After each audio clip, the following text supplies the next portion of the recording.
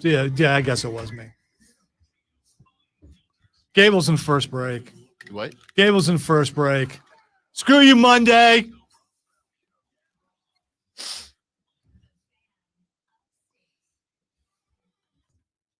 Yeah, screw you, Monday. Now we got a good start to the week, so welcome in. Rainy days and Mondays. It is a gross always Monday. Bring me down, like I did the fader there. You didn't fade it. You just ended it to give us some acapella music, and I'm here for it. Yeah, I felt like my version of Rainy Days and Mondays deserved to be, on the air more than the intro did. I respect that. Because whatever, bro. Yeah. It's a gross, ugly outside Monday. You know what that means for us, Lonzo? That means we just got to bring it more. That means we just have to be louder and more energetic than usual. Oh, I thought you were talking about after, because that's just the norm here. Is after you just go home and play video games because you can't go outside and do anything. But maybe that's just me. No, it's not. It's fair not. Am I? My understanding is this is the look we're going to get all week. It is. So it is. Am I dumping the money on Diablo this week since this is the look we're getting all week? Since there is plenty of adequate video gaming time, am I putting the money into Diablo? Is this the week I pull the trigger? See, I've seen the games you're into, and I want to say yes, because I would love, to play together. But I don't know. I'm worried that you will get into the game and go, this is not my kind of game. That's why I'm concerned. Have you played similar games like this? I don't know. Not really, honestly, but it's not like I'm not like anti that style of game. It's just, I just never got into them ordinarily, even recently. But you're seeing that it's popular and everybody else is playing. No, it's not even that. Okay. It's I'm down for the D&D-esque game. The story. All the boys play FIFA and Madden and NCAA and Call of Duty. It's a good story, but I think you need to know some of the backstory. Gotcha. But you can find that there are books and all kinds of stuff on that. Well, ladies and gentlemen, 3 hours of sports talk radio excellence begins right this very second. Welcome. It is the Rob Brown Show. I am, of course, and probably very obviously, Rob Brown. Directly across from me, the other seductive voice that you hear this morning, of course, belongs to the Sultan of Swag, the Professor of Perfection, the Wizard of Wave, the Great One himself. Lonzo's here as well. And after a lovely Father's Day weekend, which, of course, to all the dads out there, I hope you had a most excellent Father's Day, dudes. We are back in the saddle to have a little bit of fun on the radio broadcast today. A lot to get to, a lot to talk about. And let me tell you, Zoe, on Friday evening, the fiancé says, I would like to go to the baseball game. I'd like to go to the drive game tonight. To which, of course, I said, yeah, Avi, we're going to do that. So did you say Avi? Totes. Okay. So I said, obviously, we're going to go to the baseball game. So we went to the baseball game. It was me and her, and then one of her coworkers and his wife were all there together, having a lovely time. And we go to our seats, Zoe. We go to our seats. They are on the first base side. They're about 15 yards past first base. So in very shallow right on the first base side. This is prime foul ball territory. I was going to say, which side of the foul line? I'm trying to. So we're if you first base line past the dugout, about 10 rows up, prime foul ball territory. And for those of you that know Floor Field, we were sitting at the top of the tunnel that the players come out of to go out onto the field. Okay, prime foul ball territory. Now, I have said to y'all many times on the show, I have been to, in my lifetime, probably in the neighborhood of 70 to 80 Major League Baseball games. The overwhelming majority of them have been Atlanta Braves games from the early 90s till today. I have been to Houston. I have been to Miami. I have been to Tampa. I have been to Colorado. And I have been to, where was it? There's one more. I forget. It doesn't matter. I've been to 70 to 75, let's say, MLB games, that I cannot count the number of minor league games that I have been to. Between Greenville, Pensacola, Huntsville, Birmingham, Jacksonville, Gainesville, Columbia, I can't tell you how many minor league games I've been to. And despite the fact that I have been to, all levels considered, somewhere in the neighborhood of, I would guess, 150 plus professional games, I have never caught a foul ball or a home run. It's never happened. So you brought your glove with you? Nope. Lonzo says that because he knows, I feel like if you were a grown-ass man, you should not bring a glove to the ballpark. You said that about guys, but you're okay with kids doing it. Yep. I know that. But what about women? Yep, I'm good with that. Okay. So I'm just good with that. so just grown men. Grown-ass men. Okay. Not grown men, grown-ass men. All right? You'll have to explain to me later how I could tell the difference. So, let me say with this. I don't have an issue with kids bringing gloves and women bringing gloves. If you're a grown man, don't bring a glove to the ballpark. I've been to, I'm going to estimate, I'm going to go with a nice round number, 150 professional baseball games since I was a kid. Never caught a foul ball or a dinger. And so I have said for many moons that my first caught in play ball is mine. Is mine. Well, two things happened this weekend. Number one, three things happened this weekend. Number one, I don't know if you've seen the video because it's been going around everywhere on the social media and whatnot. But there was a video of a guy at a Major League Baseball game this weekend. It was at a Red Sox-Yankees game. Red Sox-Yankees, there's one out in the top of the third inning, and a foul ball is hit to the upper deck at Fenway Park. And a guy snags the rock. In fact, if you're not watching on the stream, now's a wonderful time to join because I'm actually going to roll you the clip. All right? Because I need you all to be here in this moment with me. So this is at Fenway Park, and it is it's a big game. Obviously, this is Yankees Red Sox. The majority of people that are in this stadium, Lonzo, yeah, they're there for baseball. This is Red Sox Yankees at Fenway, man. So Murphy's at the dish for the Yankees. He screams a foul ball deep out into left field, and it is caught, as you can see there, by a gentleman in the most dad outfit of all time. Gray hat, beige shirt, Levi Wranglers. My dude's having himself a Father's Day. All right? I don't know. Leave it right there from that side view. That's a dad, dude. No, I'm just saying the beard is a certain length. No, you would never wear that. Not even a little. But like me. I think you could look at it and go, That's fair. Possibly. Maybe that's why I'm so sympathetic of this. Okay. Maybe that's why. So you'll see the video. The dude catches the foul ball and he turns and he hands it to a kid behind him. Cute little kid. He's in his Red Sox shirt. Now, you'll have to explain to me why this kid who is, I don't know, how old is that kid, Lonzo? 7? 7 or 8, yeah.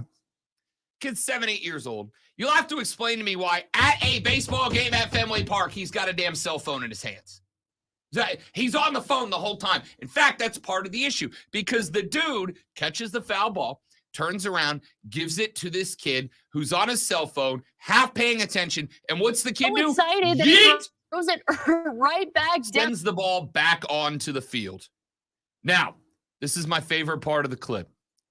After kid with a cell phone, half paying attention to the Yankees-Red Sox game, yeets the ball back onto the field. Look at the reactions. Bottom right corner is my favorite. Look at the dude who handed him the ball. Just back down devastated. It looks at the dad of the kid and gives him the old arms out to the side shrug of like, what the hell is that, man? Like, how have you not taught your kid what's going on here? Then there's Big Brother to the left of dad, who just looks at him, breaks down in a tantrum, and starts crying about it. Watch that kid. He is not happy, dude. He's like, yo! Of the older brother. We had a big league ball, to the dismay man. Of the older brother. Onto And the you're field an to the idiot. dismay of the onto the field to Dad. the Dad is, right back after down kid onto yeets the ball, field devastated. Right back Look at him, down Lonzo. onto the field to the He dismay of the sinks older back brother. into his That he chair. throws it right back down onto the field. That he throws because it now right back he's got down a few onto the things field to going the on. dismay. That he throws it Number one, right back down he's onto got to the explain that he throws to it the little kid who yeeted the ball, who, by the way, goes right back to the cell phone. Right back to the cell phone. He's got to explain to the littlest kid what he did wrong. All right, why everybody's upset. There's lots of here that I think you're looking at wrong. Kid on the cell phone is watching the broadcast of the baseball game, obviously, because he's so in tune, and he might even be doing that thing where you check off keeping score with the box thing. I don't know what that's called exactly. They have that so app on the excited phone that he now. throws it The other thing is that kid has been to the taught dismay since, of the older brother, as you see there. Since T-ball to throw the ball back, and so that's what he did instinctively.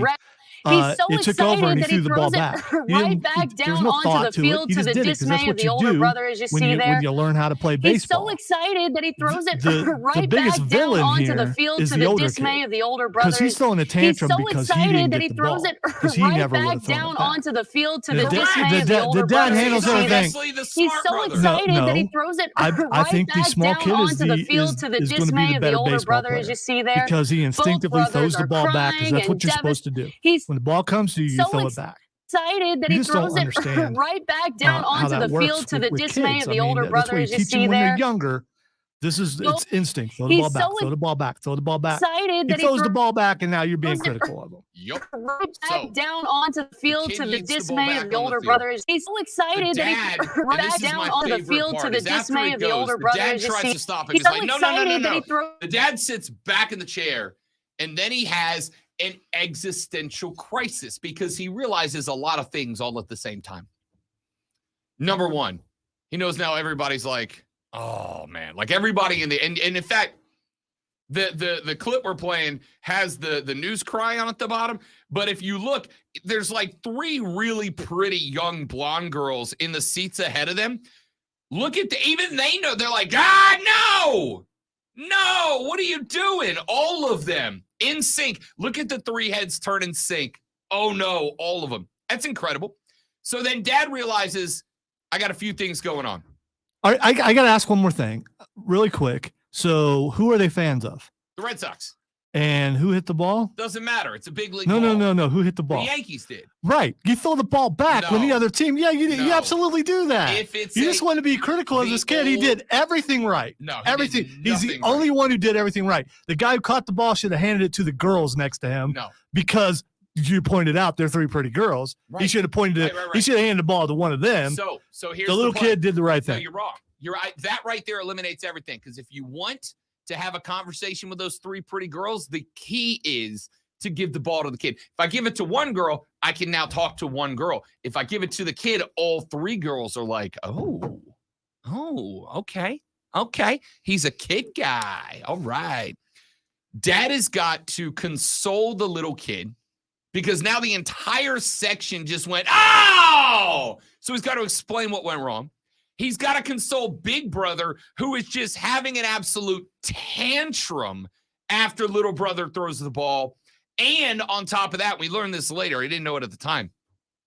We also learned later, mom was at the concession stand, which means mom's coming back to a disaster zone with no idea what happened. None. So he's got to console little kid, console big kid. He's got to explain the situation to mom. And he's got this other dude who handed them the ball in the first place. He's got to explain to him, he's got to apologize to him. Dude, I'm sorry. That sucks, man. I appreciate the genuine effort. Now, I will give the Boston Red Sox credit.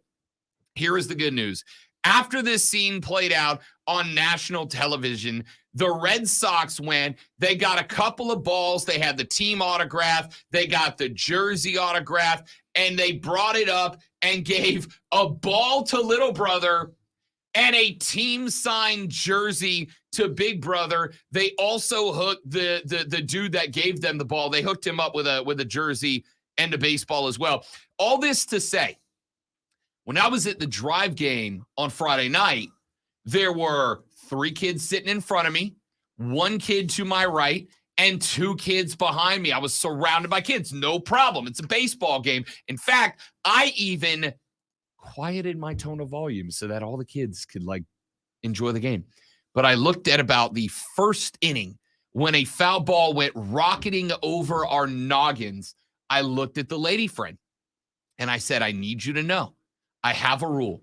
If a foul ball comes to me and I do not catch it, right? It hits the ground and bounces and I get it, I'm giving it to a kid. But if a foul ball comes over here and I catch it out of the air, that's mine. It's going to the office. It's getting framed. It's getting hung up. That's mine. And when all these little kids start sticking their hands out expecting the ball, I'm going to disappoint all of them. And I'm going to go one step further. I'm going to lie to them. And she went, what are you talking about?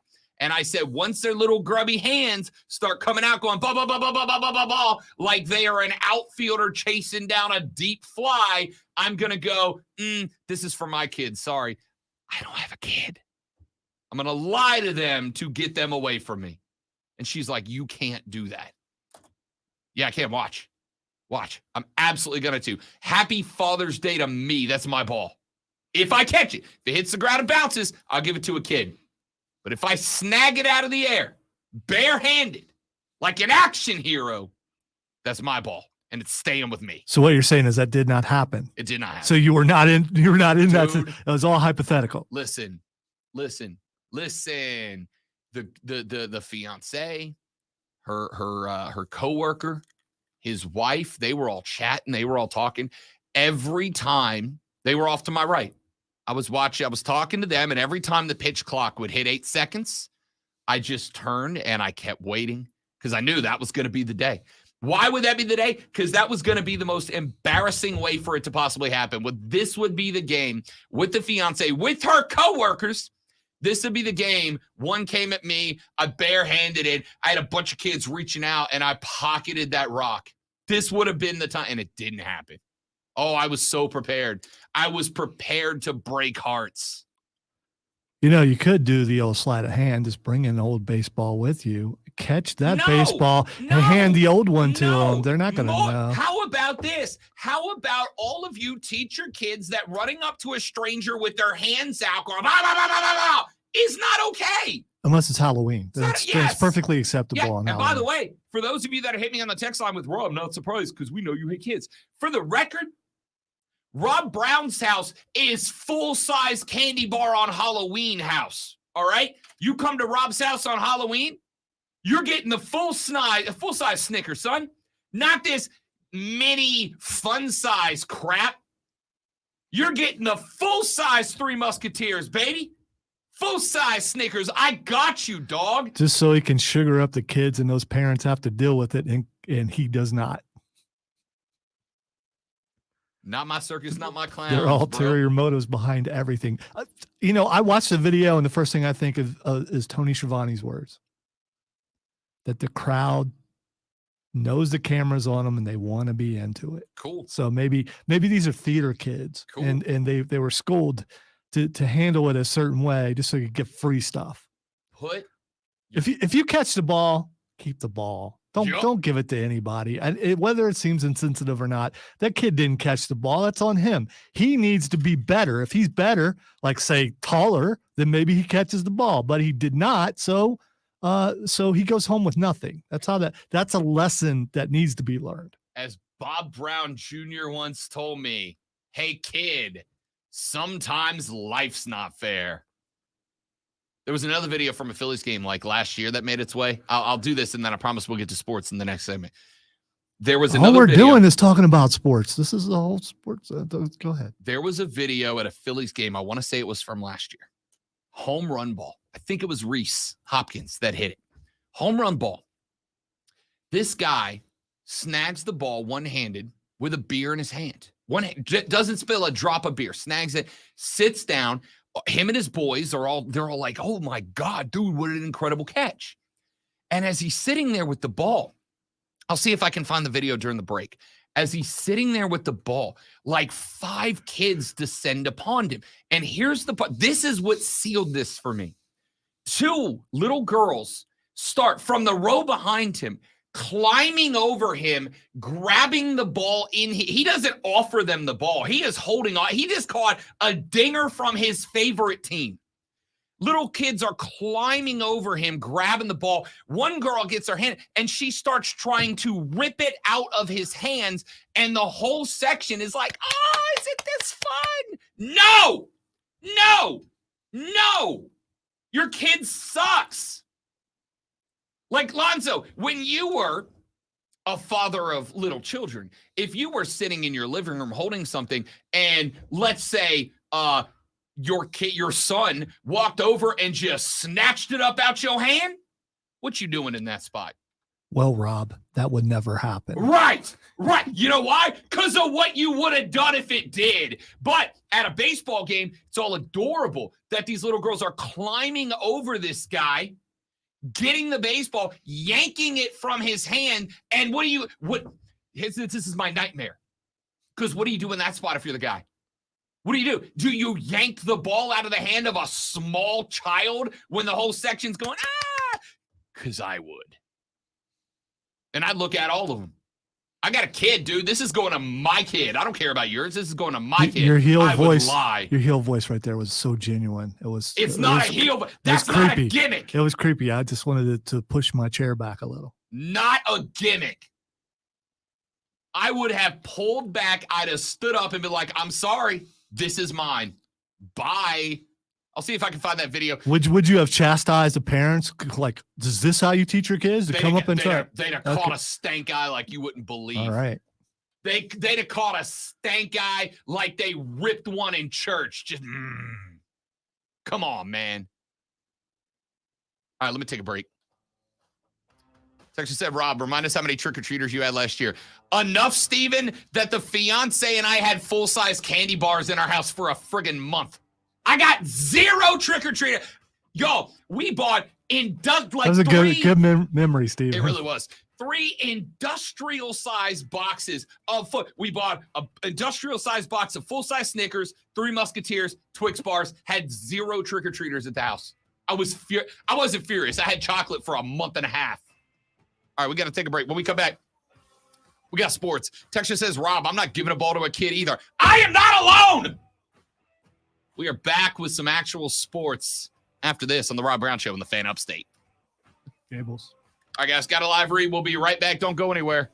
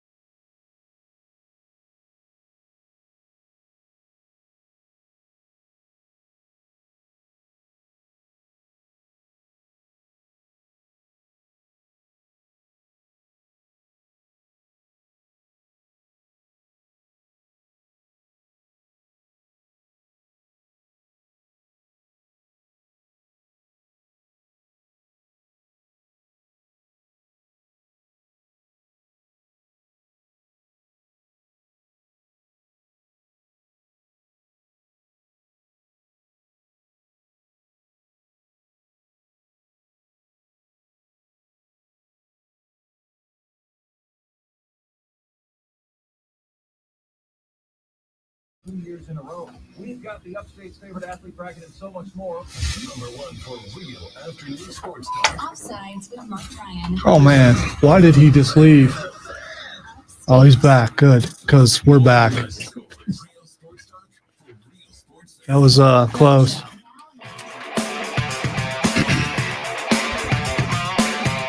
Texter said,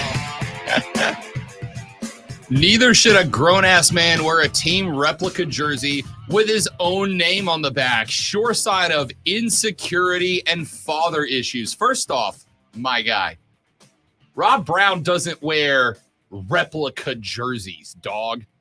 This is team issued, bro. This is an ice-worn team-issued jersey that they then stripped a name off of to put mine on. And by the way, I didn't ask for it. The team gave it to me, all right? Because, and this is going to suck for you, kind of a big deal. Take that, Ray, because every bad texter is now Ray. Take that, Ray. All right, let's get to some sports on the radio broadcast, shall we? Team USA Soccer last night puts away Canada.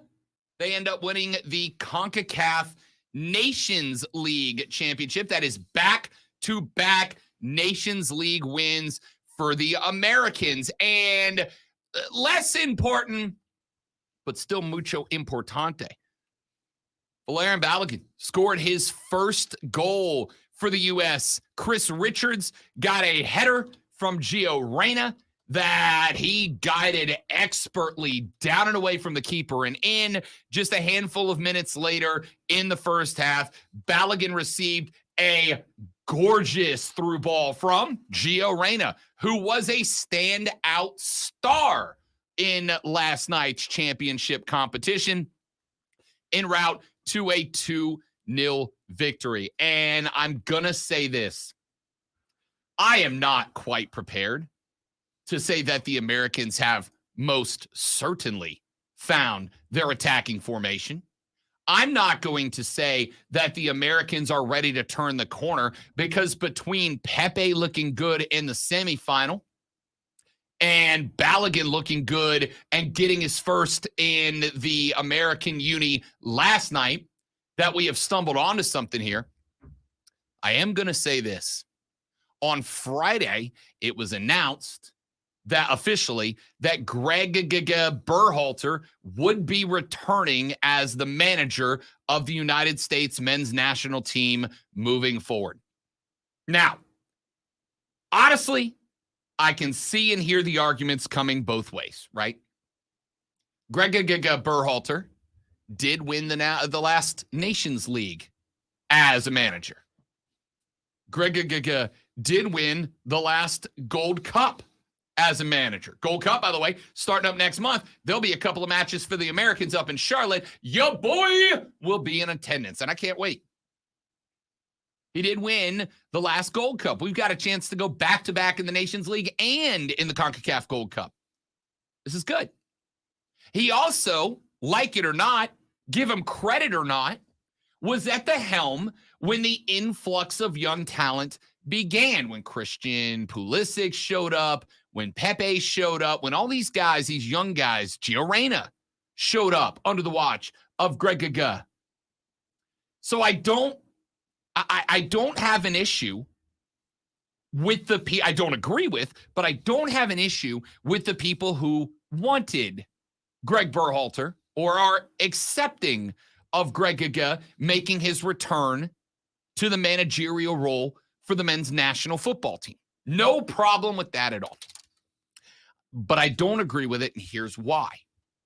Because the Americans, under interim head coaches, including, by the way, B.J. Callahan, who deserves to be written down in the annals of American history for what he did with this team through the Nations League, they showed that going with the young internationals is the right call. The biggest criticism of Greg Berhalter over the years was that despite starting to pick up some internationals. Guys like Balogun in years gone by would have elected to play if they were a dual national for their European national. Remember, Balogun could have played for England as well, and England wanted him. It was a recruiting battle to get Balogun to come to the States, and ultimately he did.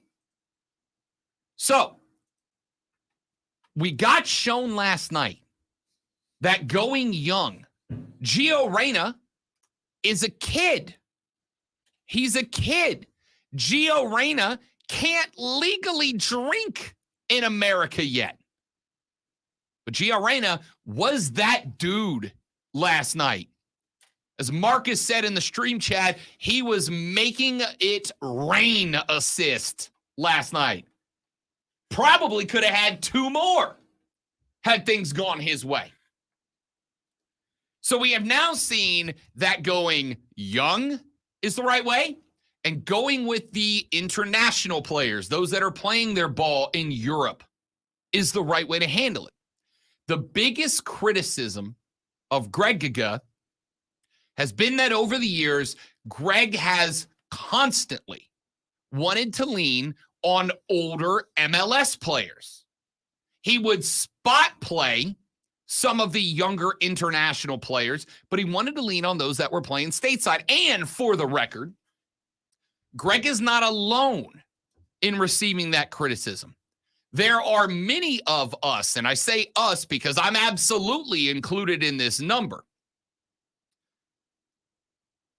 There are many of us that believe that the U.S. Soccer Federation has sabotaged the men's national team by creating a silent decree that the USSF would support the growth of MLS. How do you support the growth of MLS? By putting MLS players on the biggest stage against their European counterparts. Now, I also want to see MLS grow. I really do. I hope that in the distant future, because it ain't happening in the near future, but I hope that in the distant future, MLS is on par with La Liga.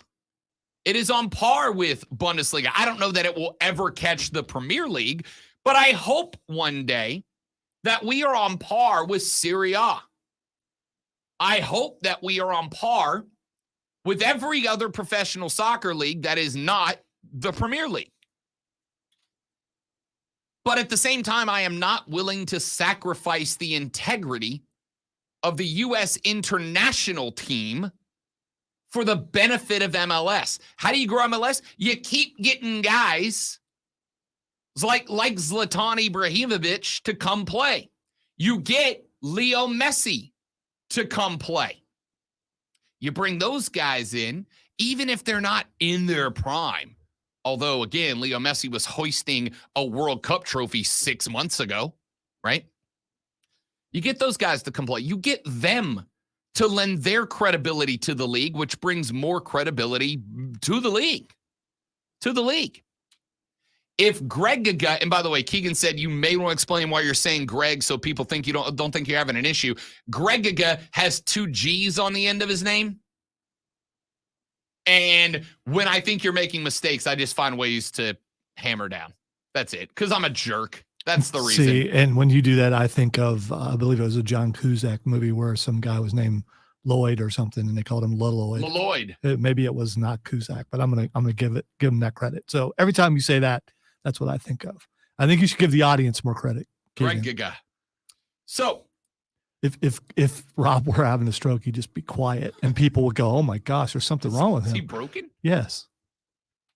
If Greg shows up and he reverts to that style of managing, if we start going back to Jordan Morris, then I will have an issue. As much as I don't like it, I don't like the hiring. I am not full on pushing the eject button yet. I know people who are.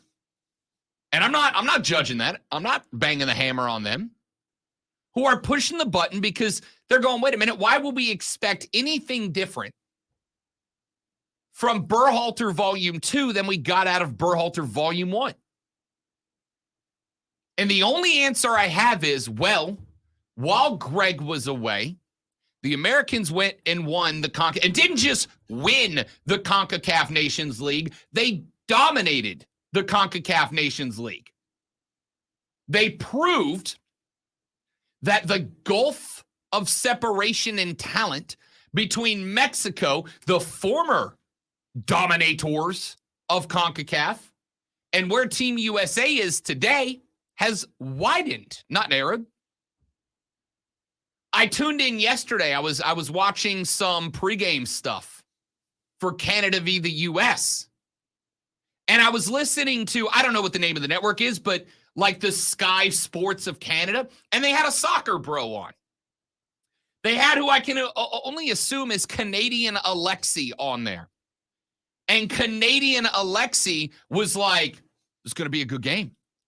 The Canadians are ready to prove that they are the masters of CONCACAF now. The Canadians are ready to prove with guys like Alphonso Davies, like they are ready to prove. We are ready to show that CONCACAF now belongs to the great white north. And then the Americans went out there and for 77 of 90 minutes dominated the Canadians. The Canadians started throwing everybody forward with about 13 minutes left to play, down a couple of goals, and the Americans still did not concede. Matt Turner was on an A game last night.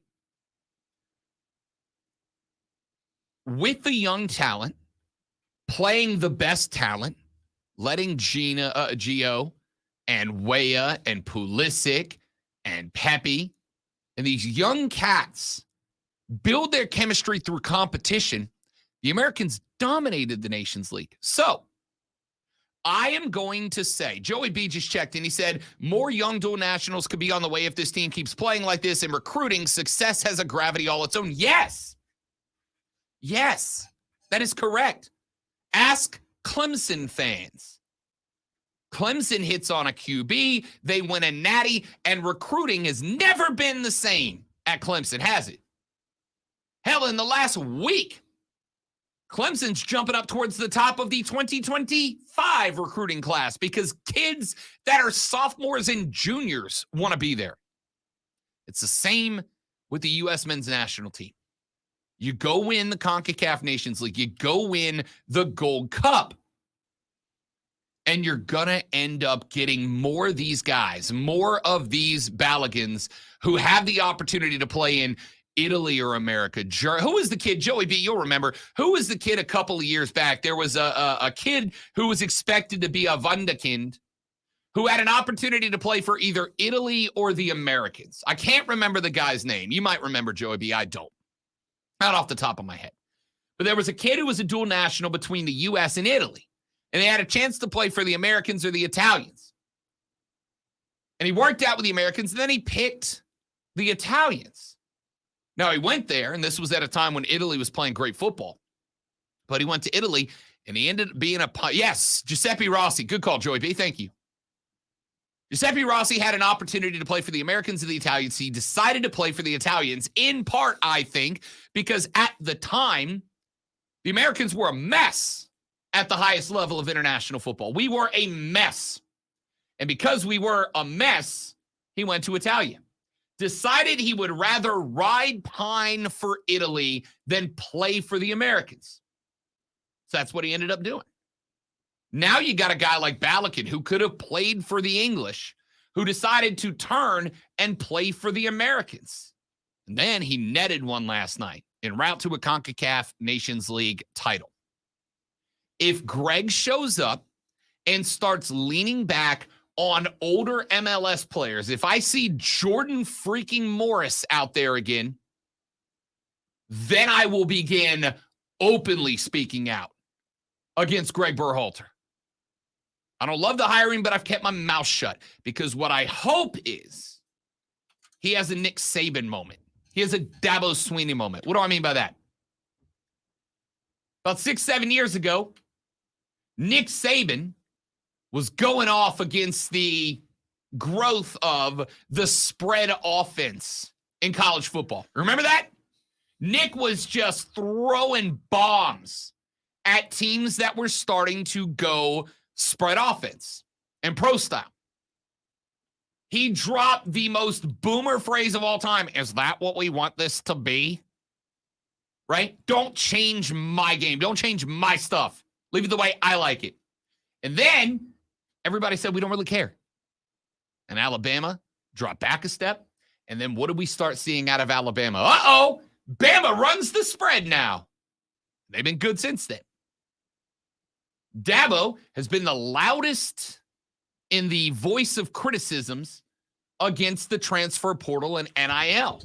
And then Clemson dropped back a step or two. Now, all of a sudden, when's the last time you heard Dabo Swinney criticize NIL or transfer portal? You don't anymore. Because he said, I got two options. I can embrace it, or I can get left behind. So I'm hoping that Greg Berhalter had a Saban Swinney moment. I am hoping that he looked at these young guys, at these dual nationals that showed up, that didn't just win the Nations League, they dominated the Nations League. I hope that he will trot them back out for the Gold Cup. I hope we win the Gold Cup, and I hope that Berhalter has his moment of revelation that we can't go back to pumping MLS guys into the starting 11 over and over and wondering why we can't pull away from the rest of CONCACAF. We, just based on size and talent alone, should run away from everybody who's not Mexico and Canada in CONCACAF, and we should be better than Mexico and Canada in CONCACAF.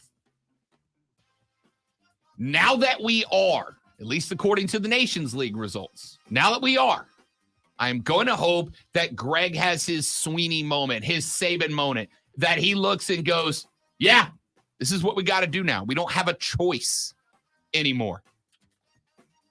But Joey B says we might be wrong. We'll talk more about this later on in the show when we come back here in just a minute. We got some baseball to get into. We got some NFL to get into. Patrick Mahomes dropped a commercial this weekend that had me rolling. All that and more coming up on the Rob Brown Show in the Fan Upstate.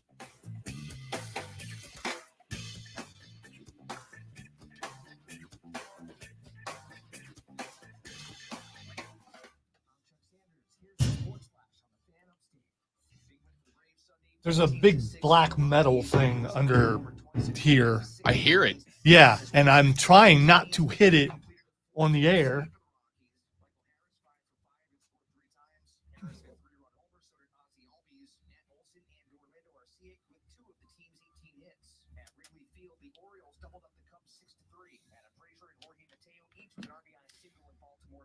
Oh, man. Joey B, I just looked at the Gold Cup roster. You're right. Apparently, we're just going to go right back to it. 16 of the 23 players come from Major League Soccer, 2 from England, 2 from Italy, 2 from Mexico, and 1 from Netherlands.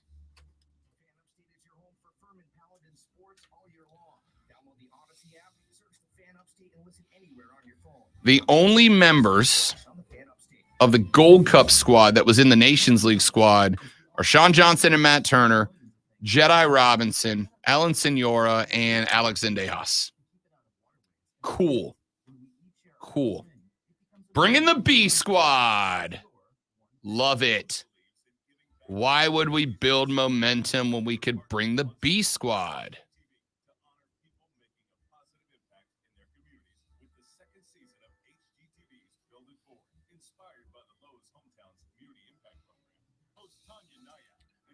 Meant to ask you if you watch SmackDown. Yes. Okay. Yes. All right. I've been saying it as a half joke, and now I'm saying it as a full joke. Jay deserves an Emmy. It was really good. Because he even got me. I thought they're going to accept he got me too. He got me. He got me too. I thought to myself, oh, cool. We're going to extend the breakup another couple of months. This is them pushing this all the way to SummerSlam. That's what this is. And we're going to get our big moment at SummerSlam. Then he said, and so am I. And I was like, oh. I was watching it Friday night. So Roman's acting incredible. And that sell on that super yeah. kick Yeah. was unbelievable. It was. So, when Jay dropped that moment, spoiler alert for anybody who doesn't watch SmackDown, that's on you. Friday night, I was, what did we do? Oh, we went to the baseball game Friday, so I didn't get to watch it live, and we got home, and the lady friend and I went to bed at like 11:30, and I was like, you know what? I'm going to watch SmackDown. Because at this point, I had been avoiding social media. I'm like, I'm not going to be able to avoid it forever. Let me go ahead and watch it. So I turned it on, and I watched the whole show. And then that segment started. And I was like, something in my brain was like, you should get up and go to the other room just so you don't wake her up if something happens. I was like, nah. They're gonna push this to SummerSlam, right? So I didn't get up. Then they started having their showdown moment, and then Jay said, "So am I," and I went, "Oh!" She woke up. She's like, "What's wrong?" And I'm like, "Jay went with Jimmy." And she said, "What does that mean?" And I said, "I just go back to sleep." You should have said you had a cramp. Wrapping up the first hour of the show, ladies and gentlemen, this is the Rob Brown Show. This is the Fan Upstate. I'm going to say, Rob Manfred sucks. I think I've told you guys that. You guys have heard me say that before, right? Rob Manfred sucks. Last week, Rob Manfred said some stuff, and this week, a former A's player has put him on blast, and I love to see it. We're going to come to that later. I'm also going to come to the reason that it doesn't matter. It doesn't matter. So we'll talk about that later in the show. I will say this real quick, and we're going to get to the ramifications of this later on in the show. But, ladies and gentlemen, San Diego State University has given the Mountain West written notice this week that they will be resigning from the conference. This according to multiple reports over the weekend. University President Adela de la Torre initially sent a withdrawal letter dated June 13th. Per those reports, sparking a debate within the Mountain West and prompting de la Torre to note that the June 13th letter was not an official letter of resignation. Additionally, the school has requested a 1-month extension from the Mountain West to delay its deadline given, quote, unforeseen delays involving other collegiate athletic conferences beyond our control, end quote. If that extension is granted, the Aztecs will be required to submit a 1-year notice if they want to officially withdraw next June. If that notice is not submitted by June 30th, San Diego State's exit fee goes from $16.5 million to $34 million, which is why they asked for an extension to July 31st. Now, as of this moment in time, there is no formal invitation for San Diego State to join a Power 5 conference. However, we know the Pac-12 is looking, and we also know the Pac-12 is desperate at this point, right? Because the Big 12 is on the hunt. And the Big 12, I think, has more tools available for expansion than the Pac-12. Especially with the Pac-12 losing both USC and UCLA, and the very popular and common belief that Oregon and Washington will be following them to the Big Ten sometime in the very near future. So if you're the Pac-12 and you are desperate to survive, San Diego State's not an awful pickup, right? The Aztecs have made some noise in baseball and basketball.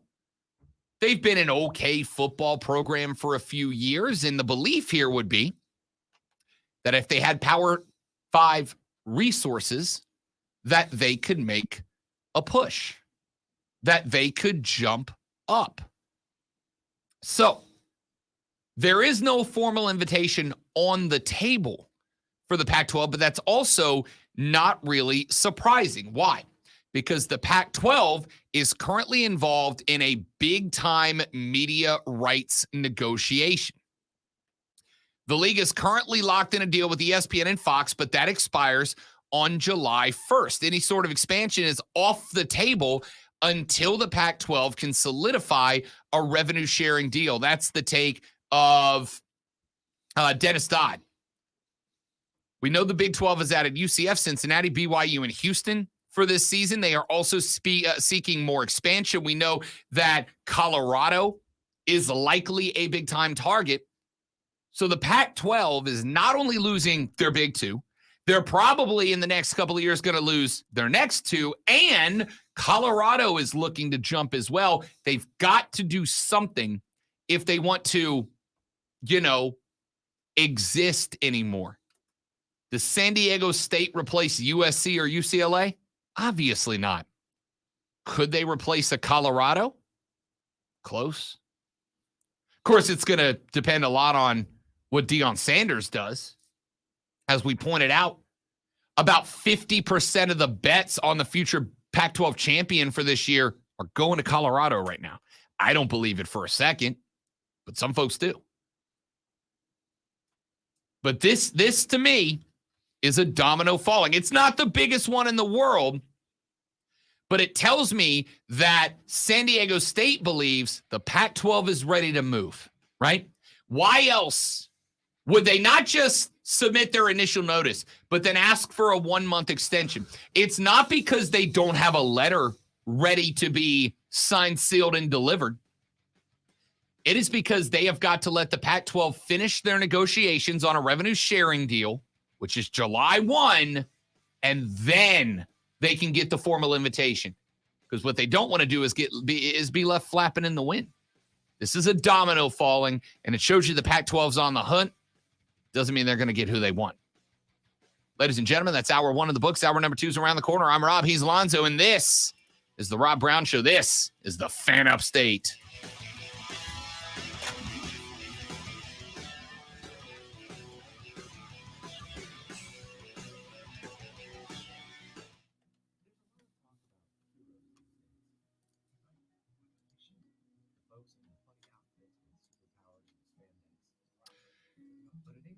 Love seeing the boys together again.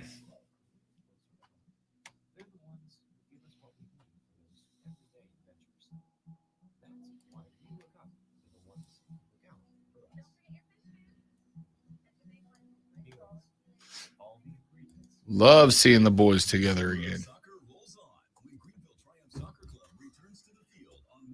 Well, San Diego State absolutely has potential. And right now, that's the only thing the Pac-12 is gunning for. Visit TriumphTix.com.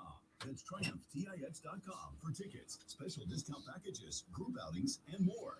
Triumph Pro Soccer is back home again Wednesday, June 21st at 7:30 p.m. Join us on the 21st and make your week triumphant. Spring is here. Time to get those spring projects started. But before you stick that shovel in the ground, remember to always call or click SC 811 before you dig. South Carolina 811 is a call before you dig service that you can use to have your underground utilities marked at no cost to you. Simply call 811 or visit sc811.com and submit a locate request. Wait 3 full business days, excluding weekends and holidays. After that, you're free to dig. Know what's below. Call 811 before you dig. Sponsored by South Carolina 811, SCBA, and this station. At Fisher Investments, our clients know we have their backs. How do your clients know that? Because Fisher Investments is a fiduciary. Definitely a way to go, Roger. Advisor. It means we're there for our clients and always put their interests first. So wait, you do it because you have to? No, we do it because it's the right thing to do. Our clients trust us with their retirement savings, and we know how important that responsibility is. So we take the time to really get to know them. Get to know them how? We make sure we understand their unique goals. I would say after the show, I'll go into my office where there are no windows, and I'm okay with that. And wouldn't be able to tell it's raining, but for some reason we can hear the rain in our office. I think well, I know why, because we're close to engineering where the ceilings are all higher. And there's a ladder, so you can hear when people go up on the roof, which I don't think they'll do today, but you never know.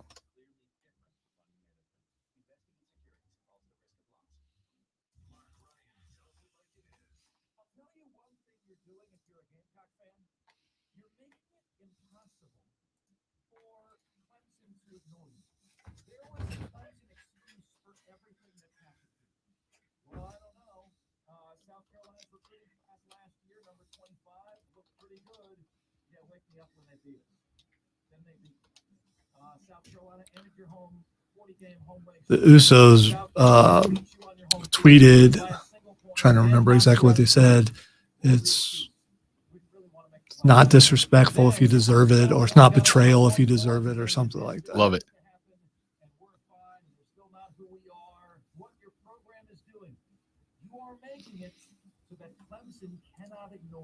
Number one for real afternoon sports talk. Offsides with Mark Ryan. 3 to 7 on the Fan. They could get them back together if one of them talks to Roman and goes, "Hey, I will be forgiven if you just get rid of Paul Heyman." Somebody made the conspiracy theory. What if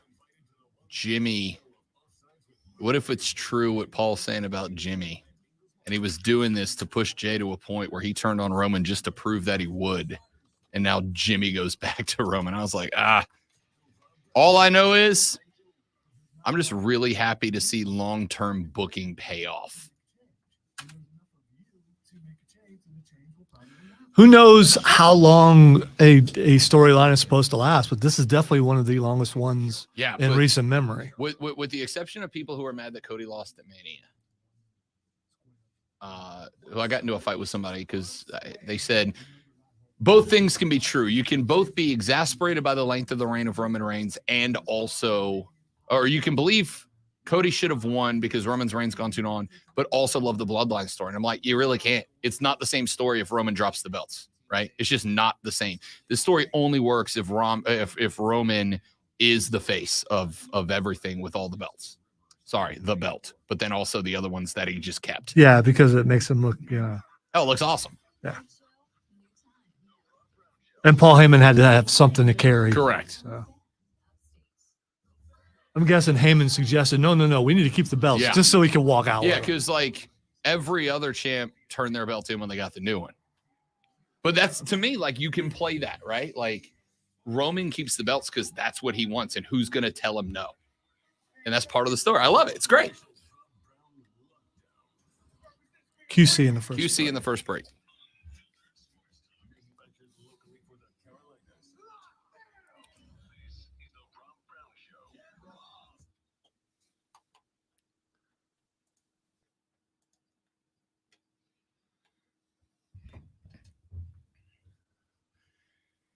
Our numero dos of the Rob Brown Show starts now. Welcome back, ladies and gentlemen. This is the Fan Upstate. I am Rob. He is Lonzo, and we are glad to have you guys with us on a not-so-beautiful upstate Monday morning.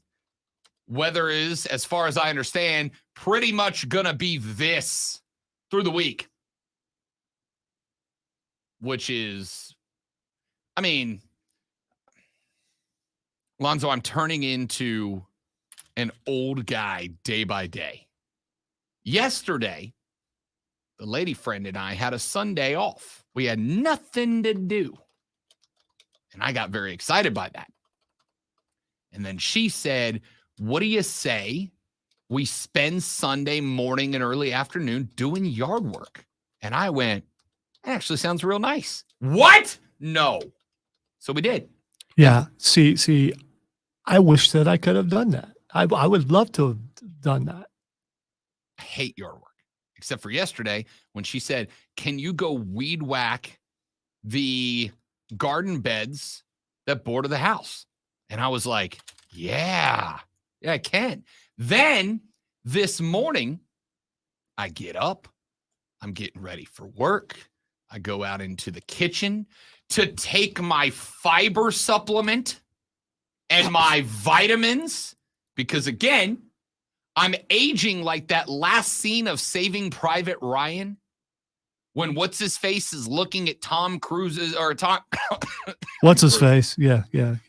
Matt Damon is looking at Tom Hanks' character's grave, and he's young Matt Damon, and then he, like, morphs into old Matt Damon. Like, that's me. I got up. I got dressed. I went to the kitchen. I took my fiber supplement. I took my old guy vitamins. And then I stood in the back window. And the lady friend walked into the kitchen as she was getting ready for her day to start And I'm looking out the window at the rain, and without even like in that really dramatic, without even turning to look at her, I said the words out loud. We needed this. That's not being old. That is the oldest. No, it's not. The only thing that is older than that is get off my lawn. I disagree. We needed this means that you're adult enough to understand. Yeah, old. That your peppers can't grow without water, Rob. It's all about your peppers, man. That is literally the argument right. of why I'm getting old. Right. It used to be. No, this has nothing to do with age. This has to do with salsa. I mean, come on. It used to be if I'd wake up and I would look outside and I would see rain, I would be like, oh, man, can't go do anything. Don't do that, Ryan, because now he'll just keep looking in the camera. I don't need to look, buddy. The gray hairs are right here. He trimmed the beard some because it was down, and the white ones were like very obvious. Yeah, they were. Yes, I know I have white in my beard, but I am old. So I mean, there's that. I looked out at the rain and went, we needed this.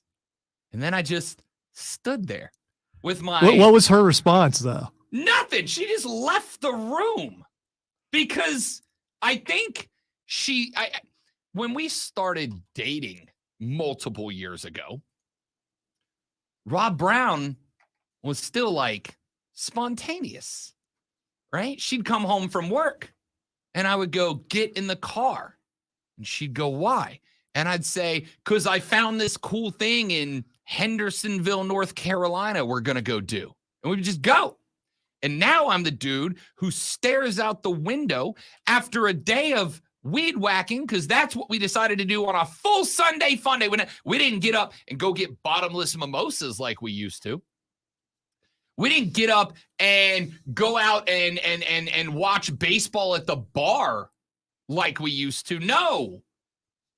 I spent 3 hours weed eating an entire lawn, and then I said about the rain while I drank my fiber supplement infused water. We needed this.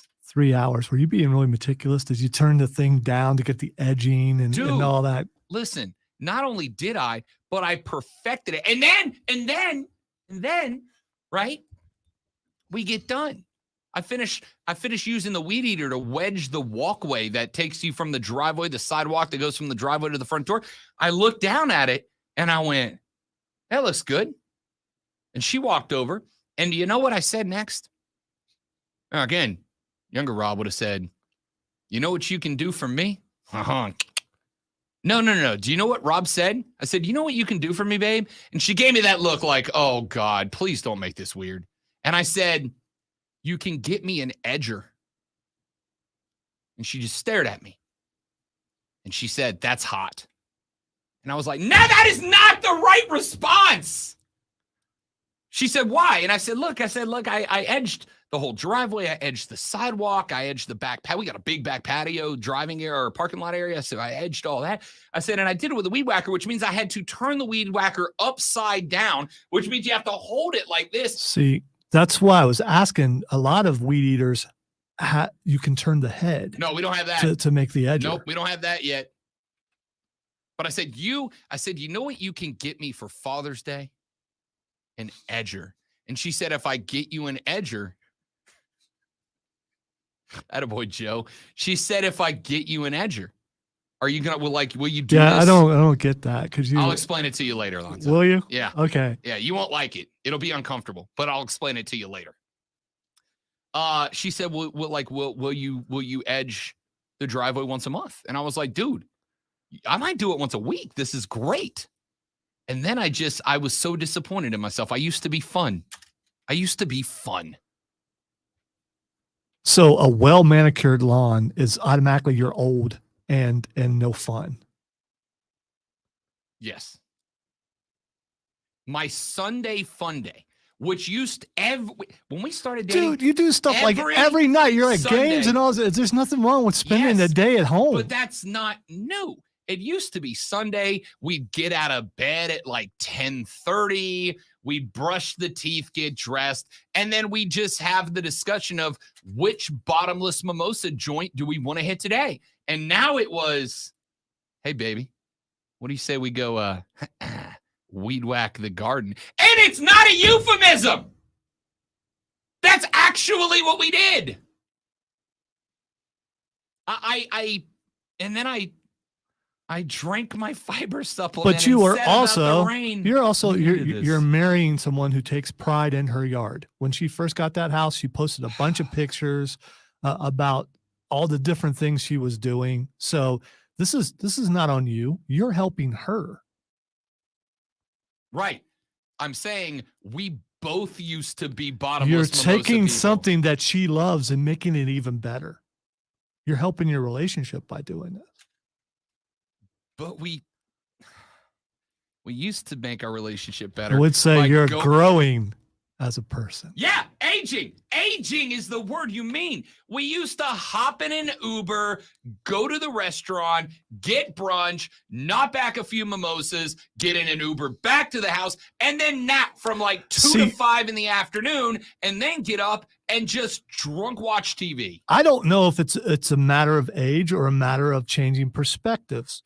What you come to appreciate sometimes changes, and it could be from when you're 17 to 18. What you come to appreciate changes. As you age. I mean, have you looked at Winnebagos yet? No. All right, so you're good. You're good. I have this urge to look at Winnebagos, and so you haven't reached that yet. For the record, RVing sounds incredible. It really does. Okay? It shouldn't though. It shouldn't though. No, I know. Yeah. But then you get old and you go, what if we bought an RV? Where will we park that? Where will we drive that? Yeah. What if we bought an RV? See, again, now we're at the phase in our lives where we're like, hey, next weekend, let's put the dog in the boarding center. Let's just buy plane tickets. Where? I don't know. Pick somewhere. Let's just buy some plane tickets and go.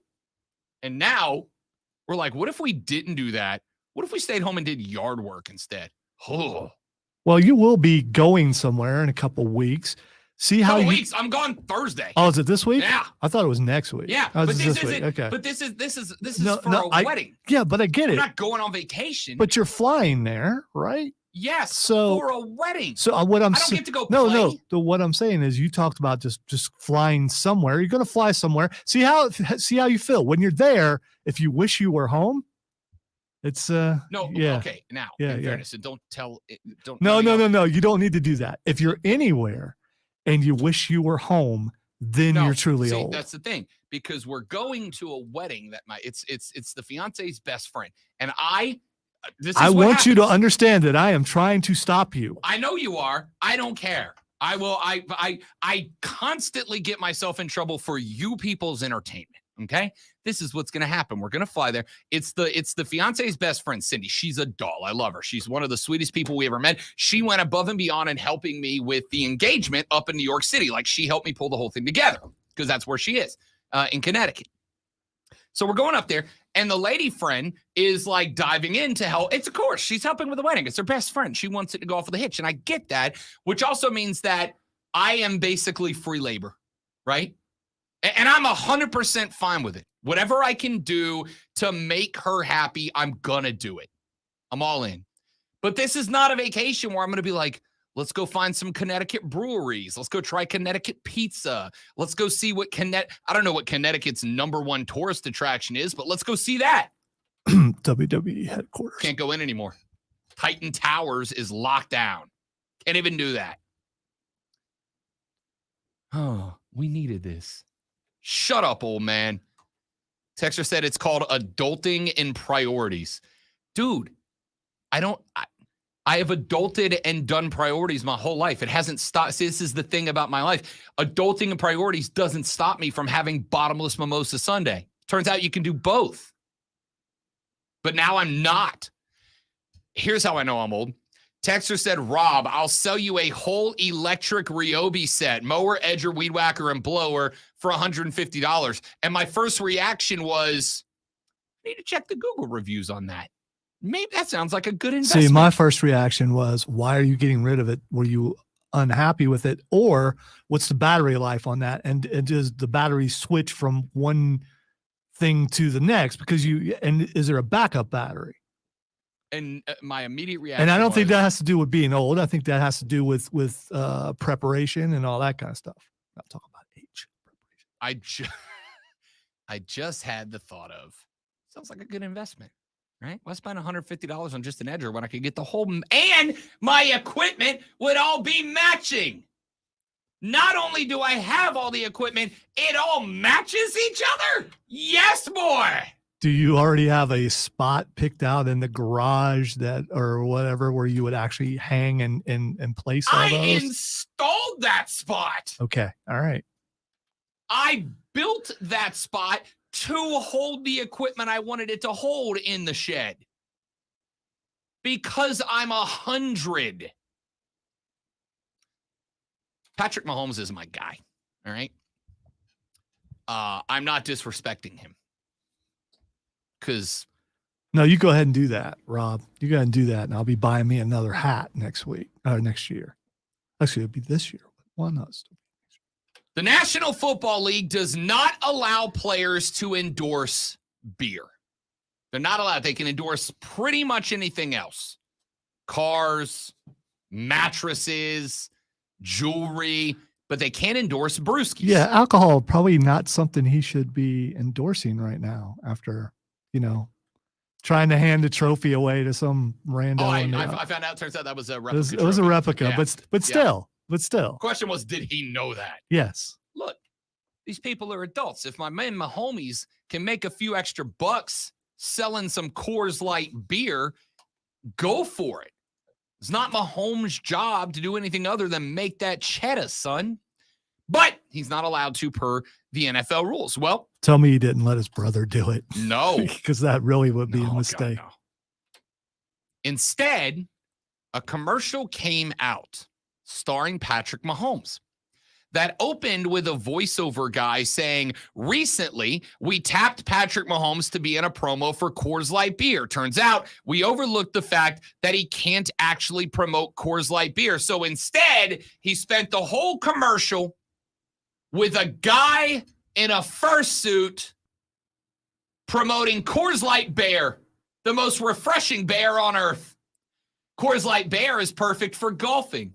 Coors Light Bear is perfect for the beach.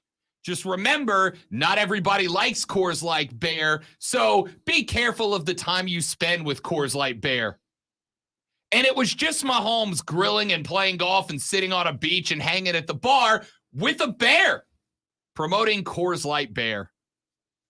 And I want you to know, I've always I'm okay with Mahomes. Like, he's never jumped out as like, oh, that's a guy I'd grab a beer with. He's always been like, I don't dislike Mahomes. I don't really like Mahomes. He's just Patrick Mahomes. I respect the hell that he's probably the best quarterback in the National Football League right now. You have disdain towards him because his voice is unique. I don't. I again, it's not dislike. It's not like he's just a guy. He's just a guy. He's a great quarterback, and he's just a guy. Until I saw the commercial with him promoting Coors Light Bear, the most refreshing beer in the world.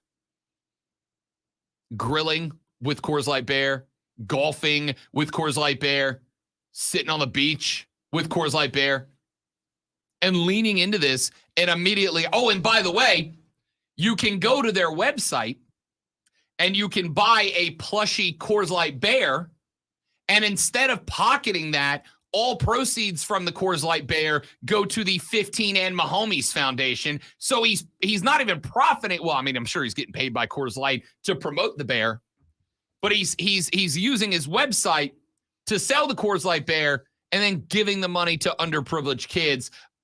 Patrick Mahomes. Will he be the only one that gets away with this, though? Because I mean, now other people are going to try to do this. They can try, but like, you can't. This is one of those cases where you can't top the OG, right? Like, what else are you going to promote? It's better than the Coors Light Bear. I'm more talking about the NFL getting involved. If they're not supposed to do that, yeah, they're totally going to step in. But as the kids say, the deed is done, my guy. That commercial's out there. Patty got paid. He's donating a bunch of money to charity. I hope we find out it was all Andy Reid's idea, because that would just be hilarious. It wasn't, because he didn't have a little mustache on in the commercial. All right, let's take a break. The Bear or Patrick Mahomes? Either. When we come back here in just a minute from right now, we have got a few more stories I want to run through, but we're going to talk some Carolina Panthers. Why? Because over the weekend, Pro Football Focus, which is a site for the record that I like, not overwhelmed, but I like, they dropped their league-wide rankings for different position groups around the National Football League. And the Panthers' offensive line is ranked towards the top of the NFL, and no other group is. Did Carolina just get disrespected? We'll talk about that when we come back. I'm Rob Alonzo. It's the Rob Brown Show. This is the Fan Upstate. All right, guys, got to read. We'll be right back. Don't go anywhere. Stick around.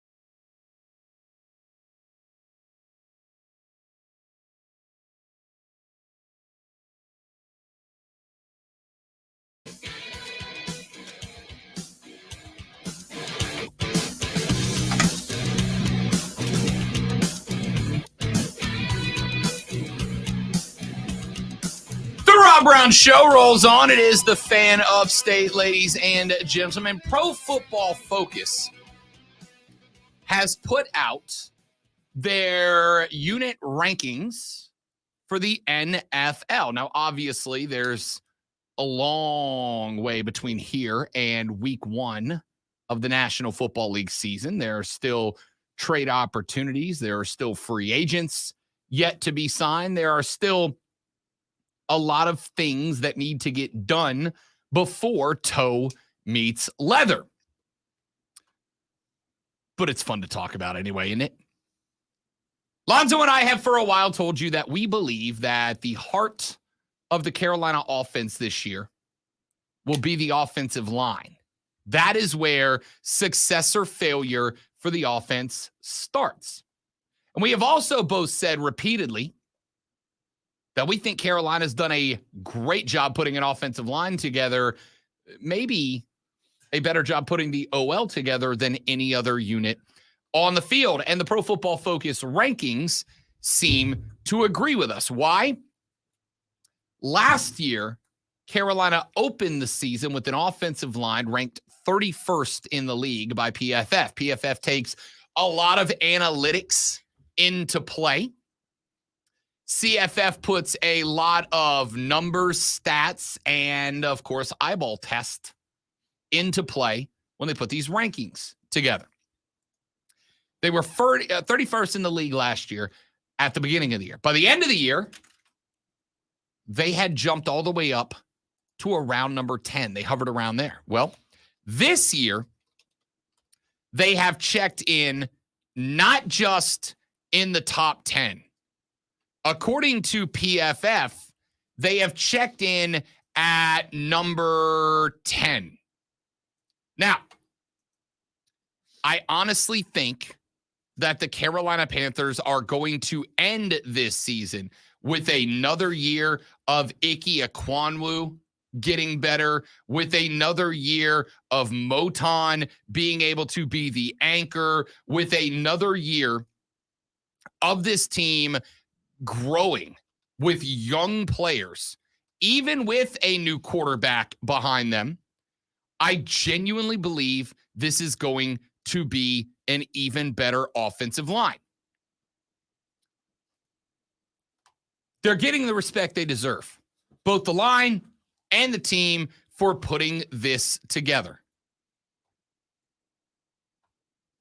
What I am interested in seeing this year, by the way, let me see. Carolina ranked, I said number 10. They actually have them at, number 10. What I find very interesting is what they ranked other position groups at.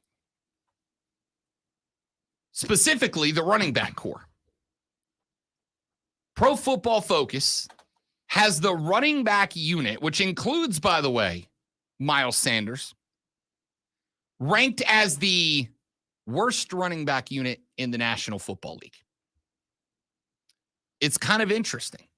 They said Miles Sanders set career highs with a 79.3 PFF rushing grade on 294 carries and 1,419 rushing yards in the regular season and playoffs for the Eagles a year ago. He figures to be the Panthers' featured player at the position, with Deontay Foreman now on the Bears after a single season with the Cats.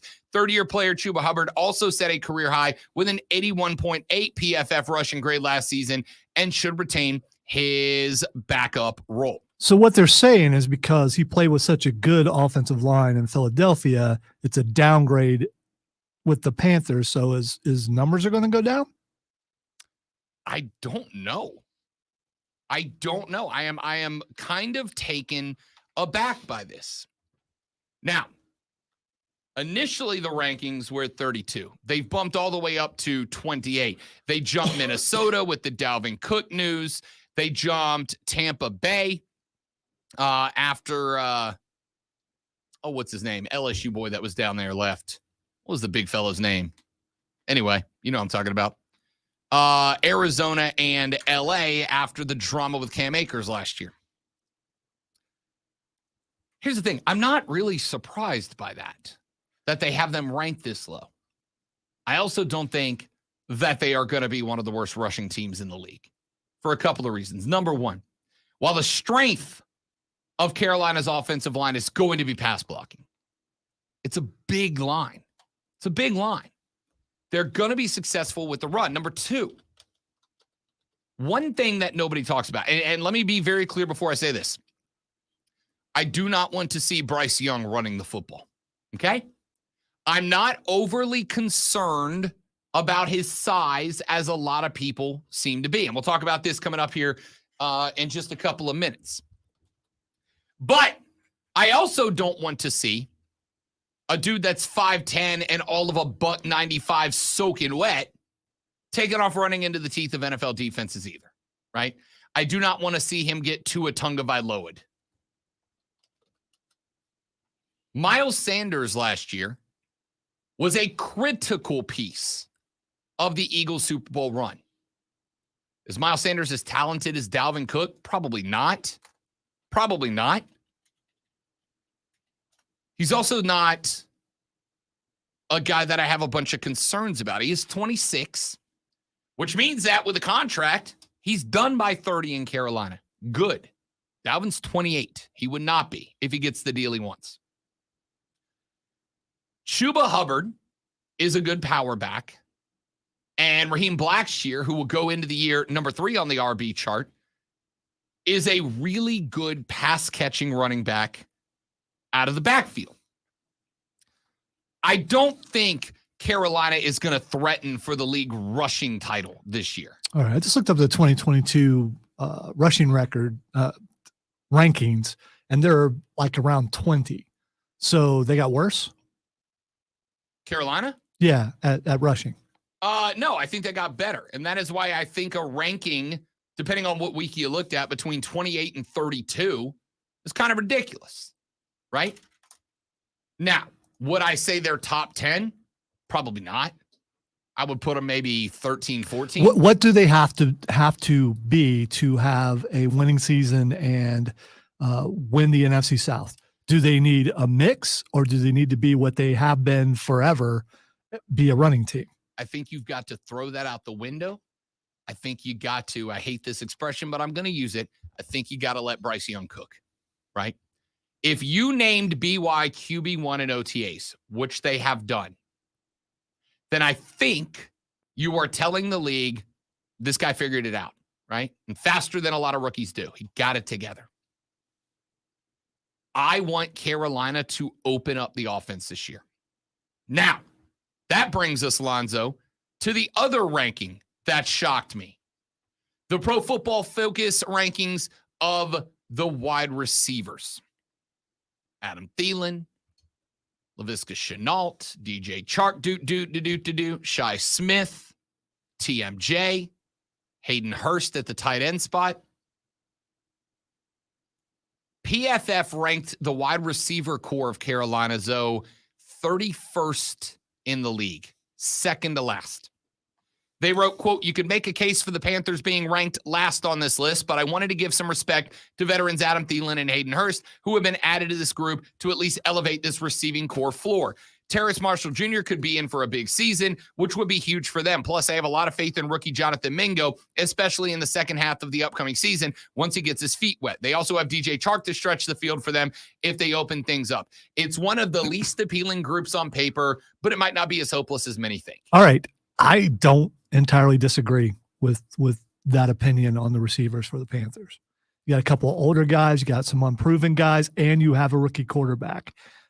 That historically would mean the Panthers are going to lean on the run more so than throwing the pass with a rookie quarterback back there. And you got guys who are third or fourth receiver on other teams on this team.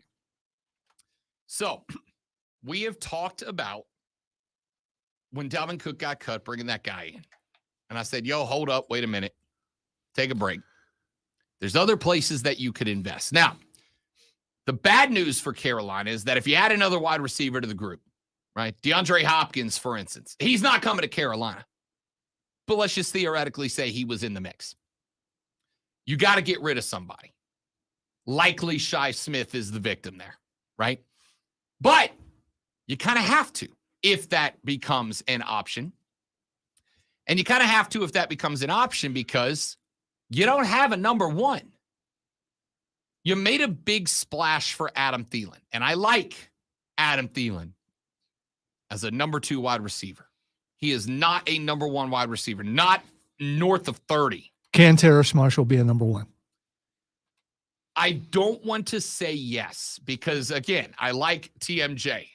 Covered him when he played at LSU, obviously, in the SEC. TMJ is your number 1 receiver in the red zone. In the red zone, TMJ is absolutely a number 1. He's a weapon. He's big, he's tall, he's physical, but he's not a down-the-field threat. That's why they brought in DJ Chark. Laviska Shenault. Frank Reich said a week and a half ago that they are currently experimenting with some, quote, Deebo Samuel stuff, end quote, with Laviska Shenault, and they should. Shenault was the guy, if you go back to week, 2 or 3 last year when New Orleans was at Carolina, Shenault was the guy who opened that up in week 3 for the first Carolina win because he had like a ridiculous return where he made the Saints look silly. And it looked like a coming out party for him, and then he kind of disappeared. Faded, just disappeared. That's exactly right, which leads me to believe he's not that dude, right? But he did have to deal with the coaching the way Sure. it was and things like that. So this is the reason that not only have I not written off a lot of the Panthers who had quiet seasons last year, this is the reason that I haven't done it yet, but I'm considering mild consideration for a tiny little sprinkle on Baker Mayfield as comeback player of the year for 2023. I don't hold a lack of performance for this team last year. Scratch that. I don't hold a lack of performance for individuals on this team last year against them. It's a write-off year for me. Matt Rule was bad at his job. On the flip side, you got Steve Wilks, who, again, I like Steve Wilks, but Steve Wilks wasn't a guy who was going to come in and fix the offense that Ben McAdoo was running, right? So I don't really trust the numbers of any offensive player from last year because Rule was bad and Wilks was a defensive coach who let Ben McAdoo stay in charge of that offense. So I could see TMJ blowing up a little bit this year, but I actually think Jonathan Mingo, the second-round draft pick, is going to be better. However, you can't trust a rook wide receiver to be your number 1, to be your star. I mean, you can hope. You can give him chances and opportunities, and hell, every now and then you'll have a guy go full Calvin Johnson and just be a monster from year 1. But that doesn't mean that you build your offense around it. You give him some opportunities, and if you get to week 4, 5, 6, and Mingo's having a year, then you start tinkering and tailoring to him. But you got to let him do it first.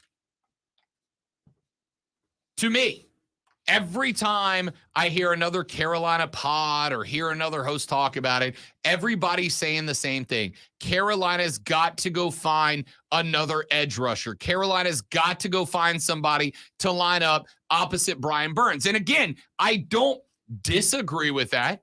Jadeveon Clowney's out there. Carlos Dunlap's out there. Trey Flowers is out there. Yannick Ngakoue is out there. There's also, a receiver very unhappy in Buffalo that may. When's the last time Carolina had a legitimate number 1 receiver? Steve Smith. I was going to say, because it's been Christian McCaffrey. Yep. Steve Smith was the last clear number 1 wide receiver.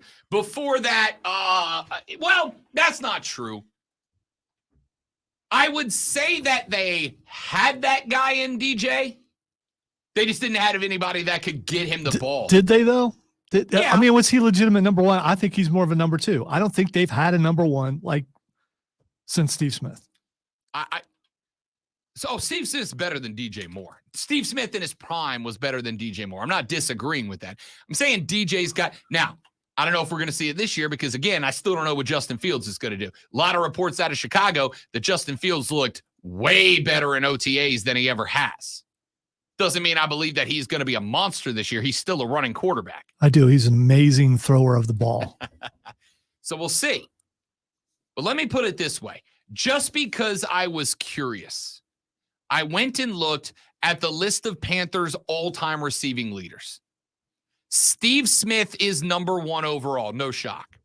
Number 2, Muhsin Muhammad. You got to go back to Moose for number 2. Number 3, Greg Olsen. Now, Greg Olsen was a great tight end, but he was a tight end. And he's number 3 in franchise history receiving yards. And he's not a tight end in the vein of a Kelsey or one of those guys. He's a straight up tight end. He's a tight end. But you could put him in the vein of Gronk, though. Yep. I mean, the big guy who's the outlet. Throw it up like Greg, don't get it. But he's the 3rd most successful wide receiver. Now, 4th on that list is Wesley Walls. 5th on that list is DJ Moore. I think 1 or 2 more years, DJ Moore threatens Moose Muhammad as number 2. I don't know if he ever gets to Steve's numbers, but he takes 2 away from Muhammad. Number 6 on the list after DJ Moore was Christian McCaffrey, a running back. Number 7 was Mark Carrier. And number 8, Kelvin Benjamin. Yeah, that Kelvin Benjamin is the number 8 most successful wide receiver in the Panthers franchise history. Kelvin, I got too sturdy and I'm no longer in the league. That Kelvin Benjamin is in the not top 10, top 8. Carolina needs a number 1. They just do, right? I honestly, I was initially, when I saw the ranking of 31st out of 32, initially I was a little taken aback. I was like, is it really that bad? And then I got to thinking about it. You'd be probably around 16 if you had a number 1 wide receiver. The only team they are ahead of are the Houston Texans. You ready to play a fun home edition of the Rob Brown Show? Lonzo, name me a Texan wide receiver that's on the roster right now. I'll say present? Yeah. Present? Yep. I cannot. Correct. Robert Woods, who was the LA Rams' number 3 wide receiver when they were good, is number 1 for the Texans. They've got Noah Brown, Nico Collins, and John Mechie III, who they brought in. All right, so far, Carolina at least has some names that you recognize. Yeah. Houston does not. Yeah. Now, I'll say this. I think Carolina should be ranked ahead of the Tennessee Titans for the same reason. After Brown left Tennessee, who they got? Well, Tennessee's going to get Hopkins, so they'll have that. It's either them or the Patriots. Those are the only 2 teams you visit. Like. The Patriots are at 29, by the way. If they get D-Hop, that'll skyrocket. But they're running with Juju, and that's pretty much it. The Cardinals are at 28. D-Hop left. They do have Marquise Brown, but it's not a big number 1. They got a small wide receiver group. That doesn't pretend well to the NFL. So I could see Carolina being ranked more towards 23, 24. 31 was a little surprising. But it is also proof, like I said, Dalvin Cook's not the guy. That money needs to be invested in this order. Wide receiver 1. That doesn't mean just go get a wide receiver and make him one. I mean, you got to go get a number 1. Wide receiver 1, edge rusher 2, cornerback 3. That's the list. That's the priority. Nothing else at this point should matter to the Panthers. And these rankings prove that to me. Let's take a break. When we come back, Rob Manfred sucks, like as a commish and as a dude. And now he has gone so far that he's got players cracking on him. I'm going to tell you what we're talking about when we come back. I'm Rob. He's Lonzo. This is the Rob Brown Show. This is the Fan Upstate.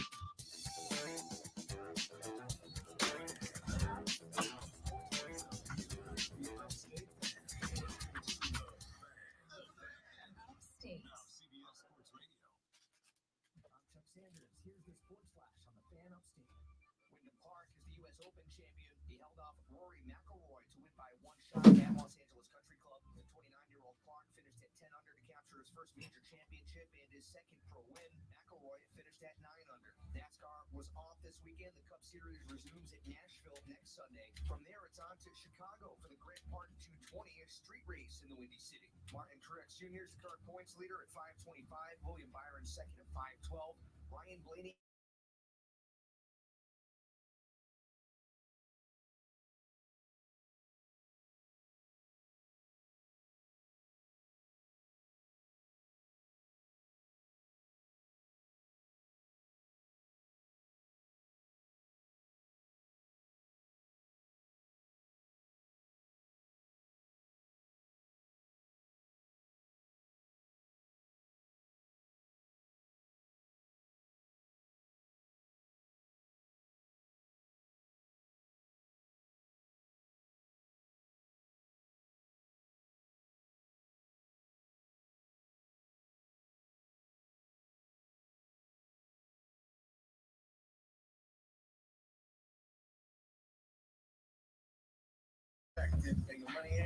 Listen to all 10 episodes of The Set right now, exclusively on the free Odyssey app.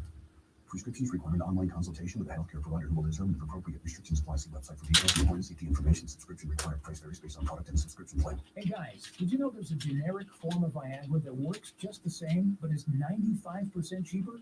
And you can get it online? Just go to 4hims.com/joy. Through Hims, you'll get a free medical consultation, discreet shipping if prescribed, a 100% online process, and trusted generic alternatives to the main 95% off. That's right. Get generic for Viagra, the same active ingredient as brand name Viagra, but for 95% less. It's the same medication, still prescribed by a licensed medical provider, but with zero copay, no expensive appointments, and no awkward face-to-face conversations. To start your free online visit, you need to go to this exclusive address, 4hims.com/joy. That's 4hims.com/joy for your free online visit. FORHIMS.com/JOY. Wendy's is open till midnight or later. By the way, CR, Cody Rhodes. Oh, come on. Come on. I looked up the raw roster. Someone had an alphabetical order, but starting with their first name. They got to see it and I'm like, oh, you gotta be kidding me. Because it was so obvious. Yep. And I should have thought, okay, who has a feud right now with someone in the Judgment Day? Yeah. And that would be Cody Rhodes. Yeah. Who has the initial CR? I don't know. The guy with the second loudest pop in wrestling right now? Yeah.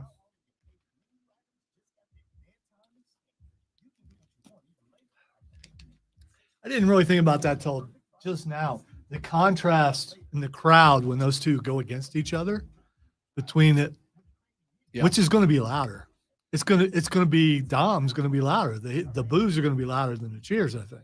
I'm just looking for the moment where Cody and Dom are having a conversation and it's just the audience flipping on each other over and over.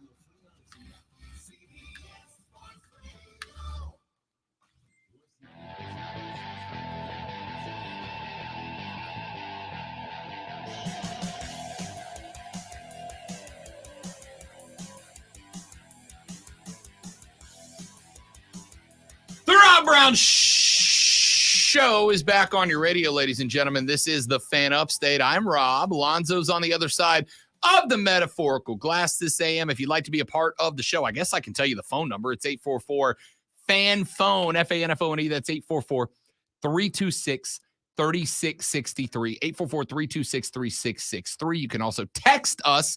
The text line is open for you at 71307, 71307. Start your text with FAN, F-A-N, FAN, F-A-N. We'll read them on the air. Let me grab clip one, if you don't mind, please, here. So Rob Manfred is the commissioner of Major League Baseball. Last week, Oakland Athletics fans organized a #reverse boycott because they've been boycotting the team, what with it being a minor league program in a crap stadium, really nice stadium that has been allowed to degrade into crap. And then Rob Manfred, after that boycott, when Major League fans around the states have said what Oakland is doing to their fans is just wrong, Manfred decided to have a little fun, and he said this.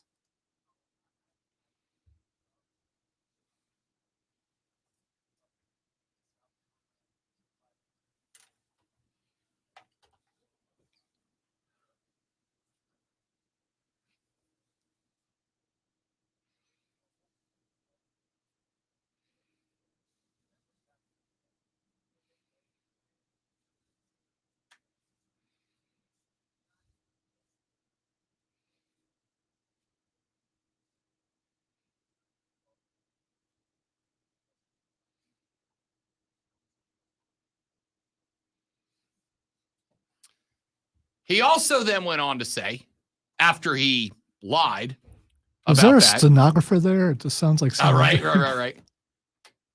Hey, interviewer. Most of us use tape recorders, not typewriters, dude. After he said all that, which, by the way, the city of Oakland has now outright called him a liar because they said they were moving forward with a plan to build a new baseball stadium on the water. It would have been one of the most beautiful stadiums in baseball, according to the city of Oakland. Take it with a grain of salt. Not only did they call Rob Manfred a liar, but the Oakland fans showed up. They went about 28,000 strong. Rob Manfred then fired back and said, well, it's nice to see that the Athletics fans showed up, and I'm paraphrasing, but it's very close, and brought slightly less than an average night across Major League Baseball attendance-wise to their stadium. He took a shot at the fans. Now, why? Right? Why? Why would you take a shot at Oakland fans when they are going through the existential crisis of recognizing our team is as good as gone, man? It's as good as gone. And the most painful part is I think the A's are going to try to be good next year so that they can carry some momentum into Vegas. Why would you do that? And the answer is because Major League Baseball's ownership look like a bunch of jerks right now. John Fisher, the owner of the A's, looks like an evil James Bond villain, the way he's treating Oakland Athletic fans right now. And he can't move unless what? A supermajority of the other owners approve of the move, which means that the owners have all jumped on board and said, hey, look, we would rather John Fisher be able to make more money than Oakland Athletic fans keep their team. We think this money not even coming to them, or at least not directly. It should go to Fisher, and then the league's revenue should increase by having a Vegas team. Should come to us before A's fans get to keep their own job.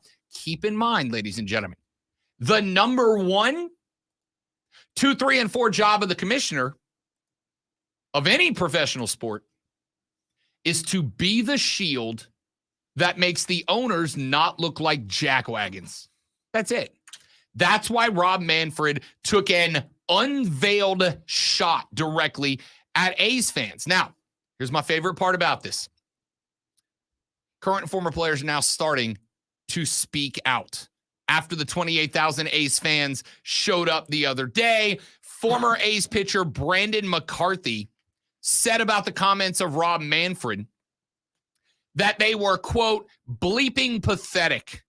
He said, quote, how is this not disqualifying? This toad is the steward of a glorious sport dripping with history, and he feels entitled to mock fans who are making their voices heard as he sits by and caters to hiding billionaires. Why do we accept this in our culture? Toad. You got to be in a bad place to call a dude a toad. I have never called anyone a toad before. You got to be in a bad place to call a dude a toad. You toad. It's kind of a demeaning in a snuffy kind of way, though. Yeah, well, if anybody deserves it, it's Rob Manfred. But here's the ugly part. He said, why do we accept this in our culture? You want to know why? Because when the Oakland A's leave Oakland in 2025, when the Oakland A's open up their new stadium in Las Vegas, every game's going to be sold out. Because we as fans are going to look at this. We all know it's wrong. Is there anybody who's on board with what the A's are doing? No. Every fan thinks it's dirty, it's gross, it's underhanded, and it's flat out evil. Every fan thinks that. And yet, when the Vegas whatevers open up play in 2025, we're all going to book our tickets to Vegas to go watch this team play. I already told you. I told the fiance. When Atlanta plays its first series at Las Vegas, we're going. That's a vacation for us. Week long in Vegas. Let's go. Every fan. That's why. Because they kick us in the bleeps, and then we say, thank you, sir. Can I have another? Sports. Hour number 3 starts next, and we'll be in a much better mood. I'm Rob. He's Lonzo. This is the Rob Brown Show. This is the Fan Upstate. I have not seen the CP3 interview about his trade to Washington yet, but Keegan, what player would be excited about going to play for the Wizards? None of them. Scratch that. I would be excited to play for the Wizards. I was going to say, yeah, there's money involved, but I mean, if you're him, you should not be. Yeah. Because the Suns felt like they were on the verge, which is why they went and got Bradley Beal, and it cost them CP3 to do it. And frankly, because again, the NBA, just like every other sport, is a business first and a recreational activity ninth. The Suns got a good deal here. A good deal. So, should he just retire then, rather than go to Washington? I don't know that I wouldn't, to be honest with you. Because here's the thing. You keep playing if what? If you can get revenge. If you're playing for a team and you can win a title, you keep playing so that you can lift a trophy over the Suns. So what player did Washington ain't it. What player did the Suns get Bradley last Beal. year? No, Who last year. Last year, some big name player they got last year. What's his name? Some big name player. Devin Durant. No. Something like that. Yeah, something like that. It usually where that guy goes, things. Maybe he had something to do with it.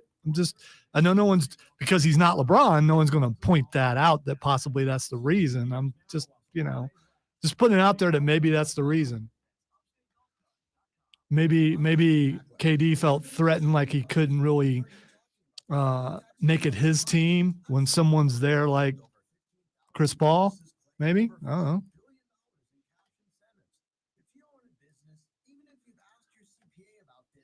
The only way he gets revenge is if he works his way to the Lakers. And would the Lakers want him? They like every other old player, so why not?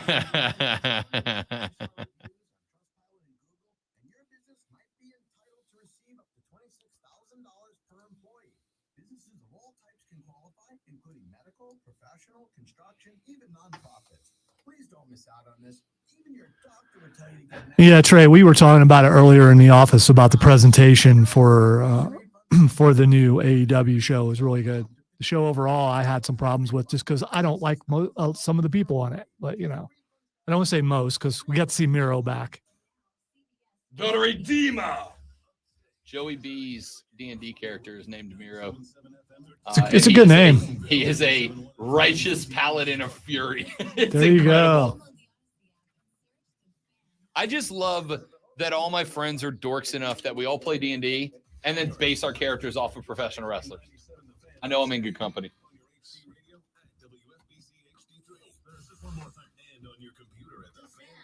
FanUpstate.com.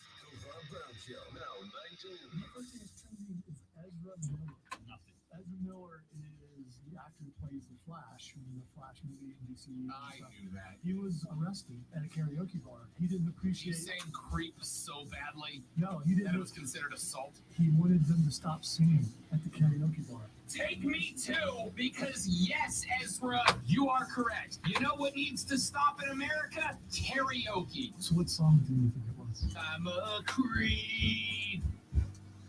I'm a weirdo. All right. It's that song. That is how. What the hell am I doing here? Karaoke is bad, and you should all feel bad for doing it. That's the show. It's all over. Same great show, new time. The Rob Brown Show. Now 9 to noon, only on the Fan Upstate. With I don't know that show, James.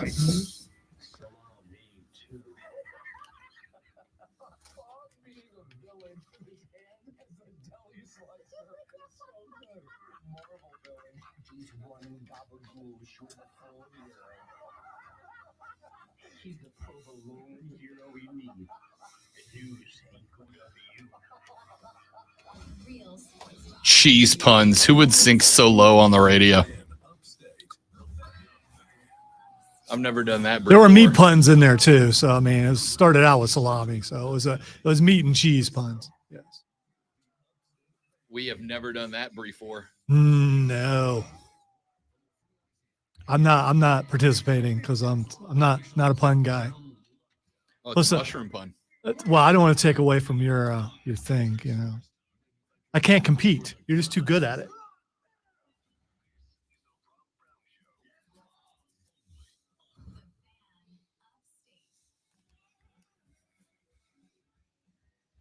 Exactly, Joe. It's not supposed to do that, right? Man, you ever have that friend that's always breaking stuff? Yeah, you probably this For is the record. This is so I get to turn your mic on and off. No, I think the button. Hang on, let's see if the button still works. Okay. You got to have that thing in there. Yeah. We'll try. I mean, I can contact engineering. We'll turn it off and then try to turn it back on. It is off.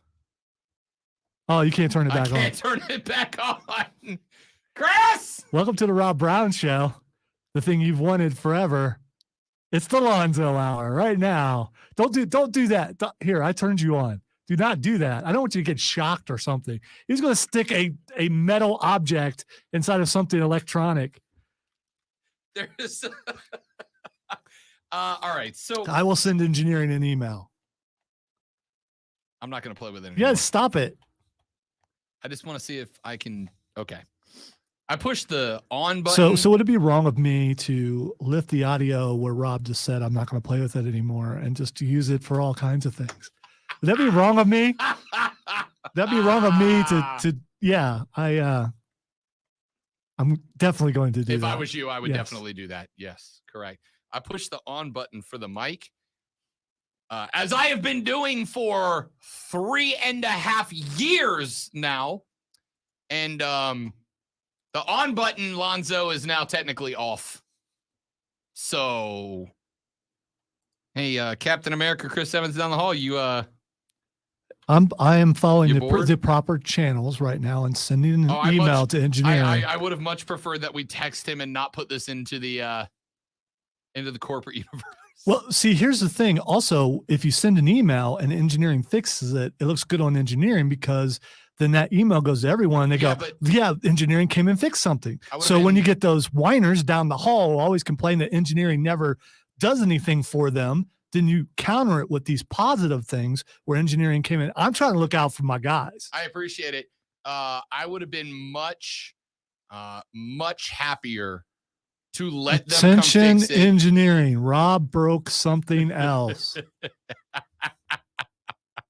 Yeah, no. I would have rather sent the email. Engineering fixed something that was broken. Don't know by whom. Could have been anybody. Of course, I also did open the show by going, I broke it. So probably not the best strategy. Anyway, the third, the final, the best, the money hour of the Rob Brown Show starts now. Welcome back, ladies and gentlemen. This is the Fan Upstate. Here's how I'm wording it. The mic on button has found its way out of its housing. Can someone come and fix it? There. This way, I didn't point the finger at anyone.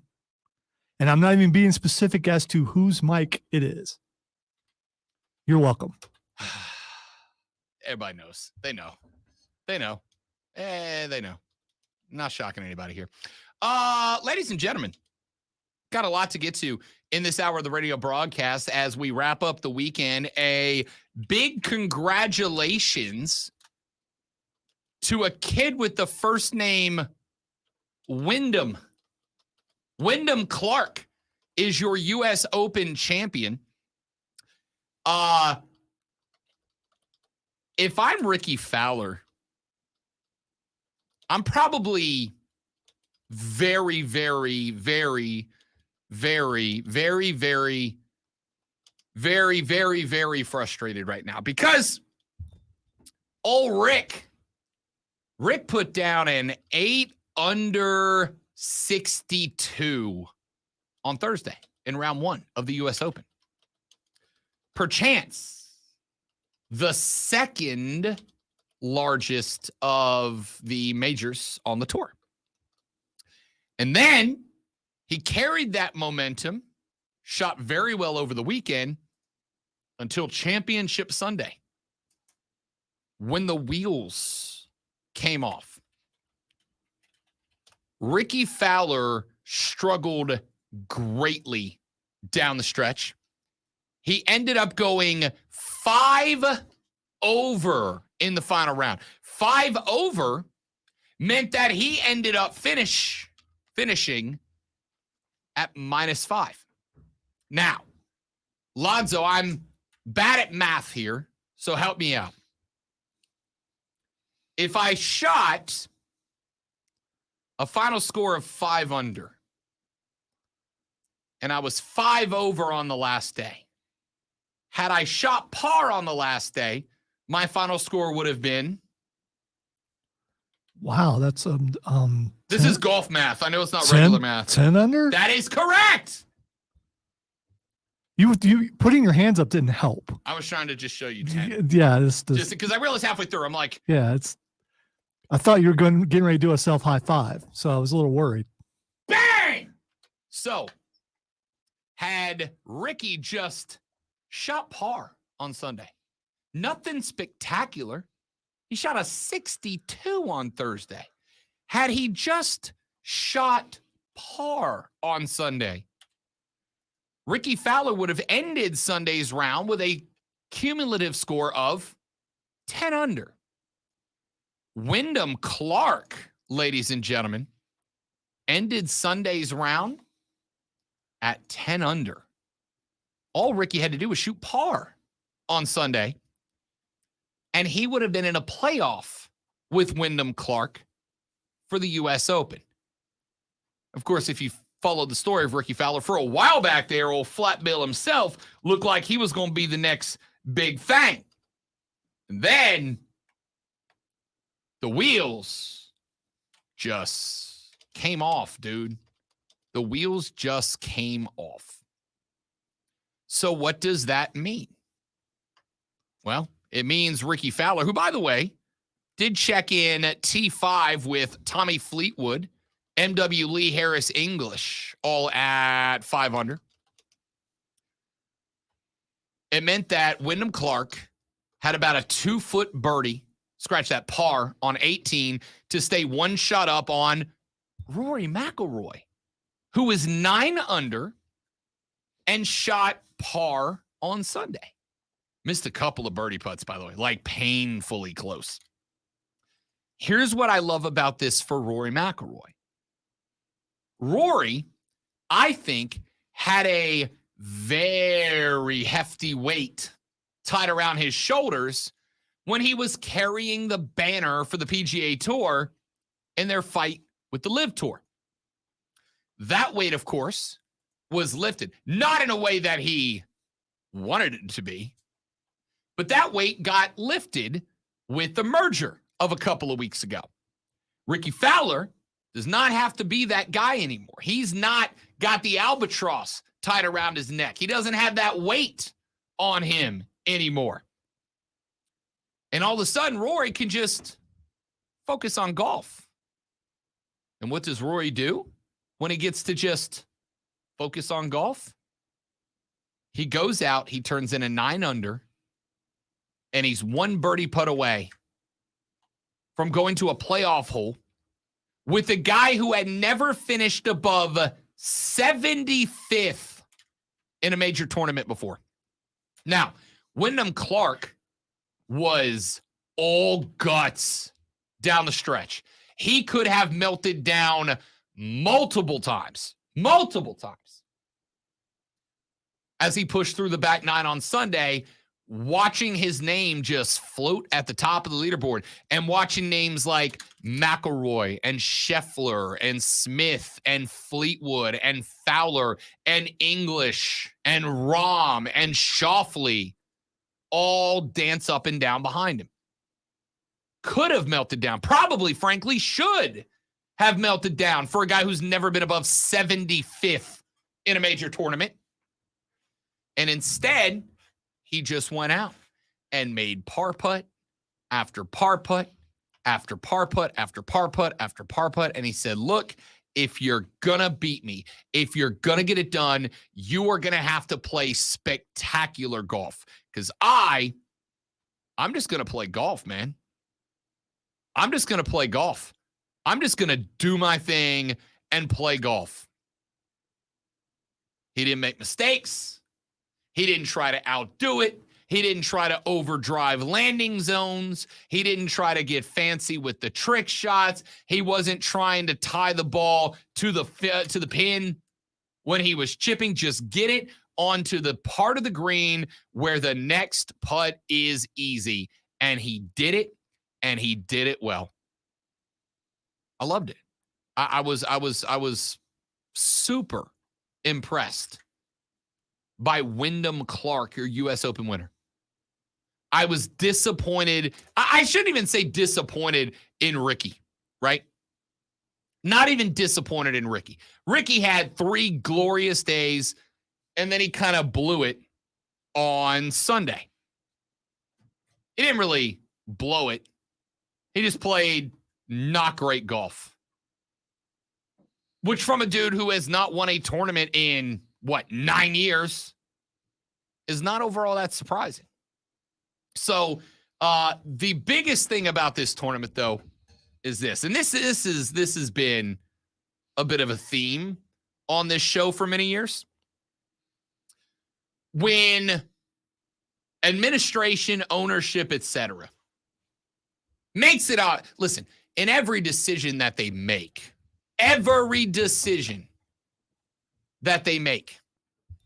money is the priority. Always has been, right? How many times have we said that? If you want to know why a decision got made by an owner, by a commissioner, all you got to do is look at the financials behind it, right? Either the owner or the league are going to benefit financially from that decision. That's why those decisions get made. So why was this tournament arguably the second most prestigious tournament on planet Earth? Not even an argument to me, it just is. But arguably the second most prestigious tournament on Earth. Why was it played at the LA County Country Club? By the way, if you have not seen an overhead shot of this country club, it is wild, right? It is in the heart of downtown Los Angeles, the largest television market in the States. It is just sitting in the middle of it.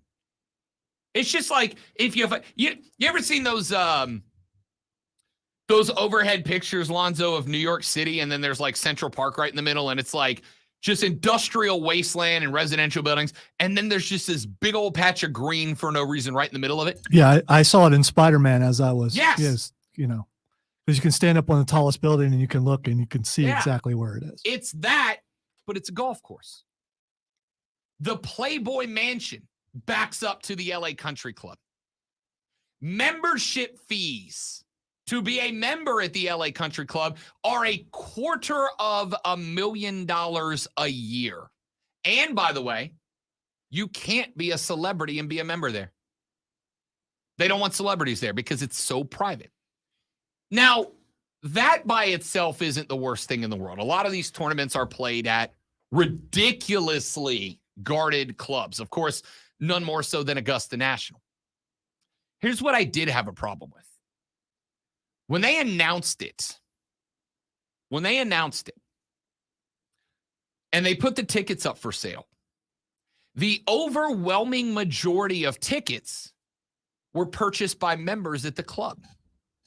There was an estimated 9,000 non-LA Country Club members in the gallery at the U.S. Open. 9,000. Lonzo, if 9,000 people showed up to a Clemson football game in one little stadium, what would we say about the audience on the show the next Monday? I know what I would be rejoicing that the dynasty is finally over. But we would literally call for Dabo's job because something went wrong. This quit throwing me in the we. I'd be celebrating Dabo for that. 9,000 golf fans. The rest of the tickets went to LA Country Club members and their guests. 9,000. And by the way, most of the country club members live on, near, or around the golf course, which means they probably weren't there for all 4 days. They showed up on Sunday for championship round, which meant that if you were watching this tournament, it looked dead. It looked dead. In fact, I was watching yesterday.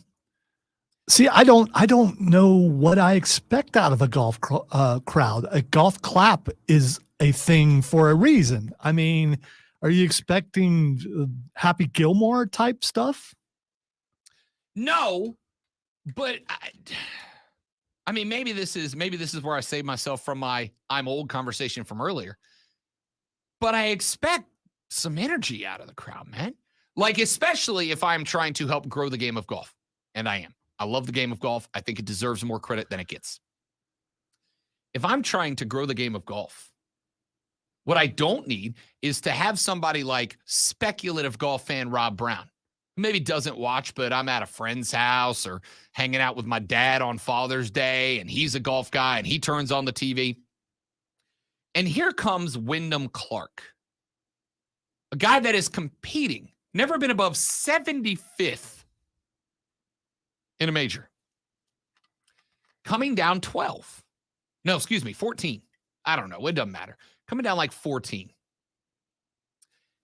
And they show a camera shot from behind him looking at the green, and there's wraparound box gallery seating, right? Big, tall bleachers with rows of seats, and they're empty. They're empty. Completely empty. All right. So far this year, golf crowds, how have they been? Really good. So it comes down to location. Maybe it's too expensive. Maybe it's... Yes and no. Getting to the middle of Los Angeles, I'm sure, is expensive as hell. And there's flight there. There's also the fact that maybe how many people show up for California football games? More than 9,000. If you compare it to the rest of the country. I mean, it ain't the SEC. Right. You know what I mean? I'm just saying California is not really that interested in their sports, no matter what sport it is. The San Francisco 49ers would like to disagree with you. The Golden State Warriors would like to do, even when they're bad, they sell out. The Lakers were atrocious for half the year and sold out the cryptbro.com Coliseum. Here's what it comes down to. I stand corrected. If you only sell 9,000 tickets to golf fans, you're only going to have 9,000 golf fans there. Now, if what the PGA Tour wants is quiet golf tournaments, then great, but I'm probably out. I like a little adrenaline. Then on top of the fact that there were 9,000 golf fans on all right, so this is killing me. So you're watching golf for the fans. You're not watching it for the golf. No, I watch it like I watch every other sport. I want to see people do incredible things that normal people cannot, and then I want to see everybody get excited about it like I do. Remember the NBA playoffs in the bubble? I do. Because LeBron would streak down the floor and way to a title, throw down a two-handed tomahawk, and what did we hear? Sneaker sounds. Yeah. It sucked, dude. It was the exact same NBA that we watch nowadays. The exact same NBA. But it was worse. Does anybody disagree that bubble basketball was much more boring? Now, do I tune in to watch Jack Nicholson? No. But when Braun throws down a one-handed windmill, yeah, I pop when the audience pops. The Thunderdome for WWE, Lonzo, was interesting. It was unique. It was unlike anything we'd ever seen before. It was not as good as having it in front of 30,000 Hulkamaniacs. You're comparing golf to the loud spectator sports, and it's not. I'm comparing sports to other sports. You're comparing crowds to other crowds. Okay, so here's where this comes from. I think, tell me if I'm wrong. I think this comes from the stereotype about golf. It's a stodgy old white guy sport. It's not supposed to be loud, right? We all get the image of the old guys going, shh, when somebody has the audacity of having fun on the golf course. We are trying to get rid of that image. We are trying to make golf fun. We're trying to make it entertaining. We're trying to make it sell on TV so that we can grow the game.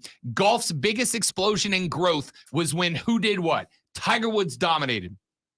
What did Tiger Woods do when he knocked down a major winning tournament putt on 18 at Augusta? Did he turn and remove his cap and tip it to the audience? No.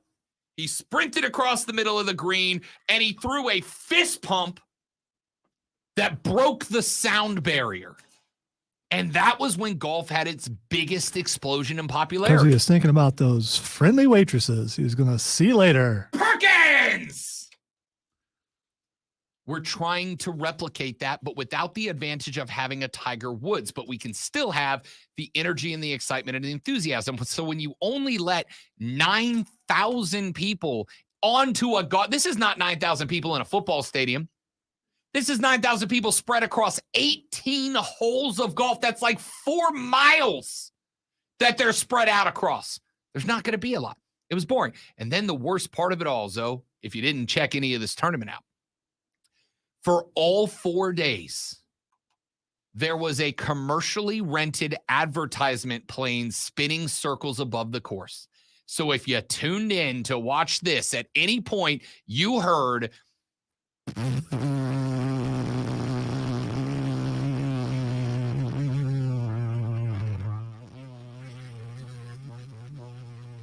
all right, stop it. in the background. What was it, pulling a sign or something? What did the sign say? It was for a seltzer, Okay. a boozy beverage. Okay. No, I got no problem with advertisements in golf, but the whole weekend, I was watching. If they used a blimp, would you have been able to hear it because there were no people there? You could. They did, and you could. The blimp was higher, and it wasn't as obnoxious. But whenever the plane would like go get gas or whatever, you could hear the blimp. It was obnoxious. I was sitting down yesterday on the couch. It's like, I don't know, 6 o'clock, 6:30, because also being on the left coast and we being in the Eastern time, this tournament ended at 9 o'clock at night. So you got some primetime golf. Why are you complaining? It was late. I didn't hit it. Everybody I was going to say it's only late if you're old. That's true. I was watching soccer when this golf tournament ended. All right. That's how late it was. So I was sitting on the couch. It's like 6:30, right? Fiance and I have done the yard work. Now we're both getting our stuff ready for today. She's doing her stuff for her job. I'm starting to get topics for the show today. And I turn on the golf tournament and I'm not really paying attention. I mean, I'm paying attention to like whenever they would go, here's Wyndham Clark on 12 lining up for a par putt. I'd check in or whatever. And then at some point she goes, what the hell is that noise? I was like, what noise? She goes, you don't hear that like that buzzing sound? And she's like looking around. And I'm like, oh, it's the airplane on the TV. She's like, you have to turn this off. I cannot listen or watch this anymore. You have to turn it off. And she was right. I did. I muted it. Can a major golf tournament control the airspace around the golf course? Can they ban those type of things if they figure that it's causing a problem with the broadcast? I don't think they. Now, what I think they can do is they can submit a request to the FCC. No. What's the plane one? FAA, the airplane one. They can submit a request to the FAA asking for the airspace to be cleared, and I believe it's up to them. I think they actually do this at like Augusta. But either they didn't or the FAA said no. But all weekend. Seriously, outro the show while I'm doing this, Lonzo. Take us to break. I I can't. It's so annoying. I apologize to listeners. We'll be right back on the Rob Brown Show. Stop. Let me turn your mic off because you can't turn it back on.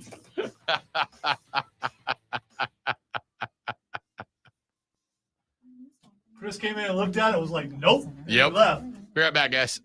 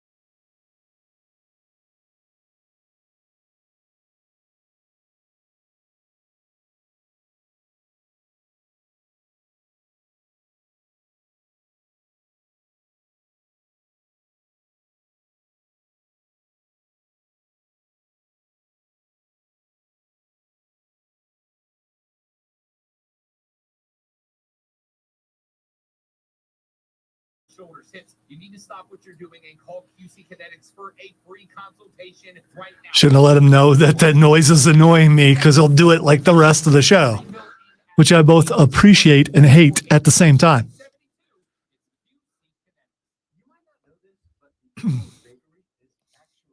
One of the producer's biggest nightmares are host sound effects. What?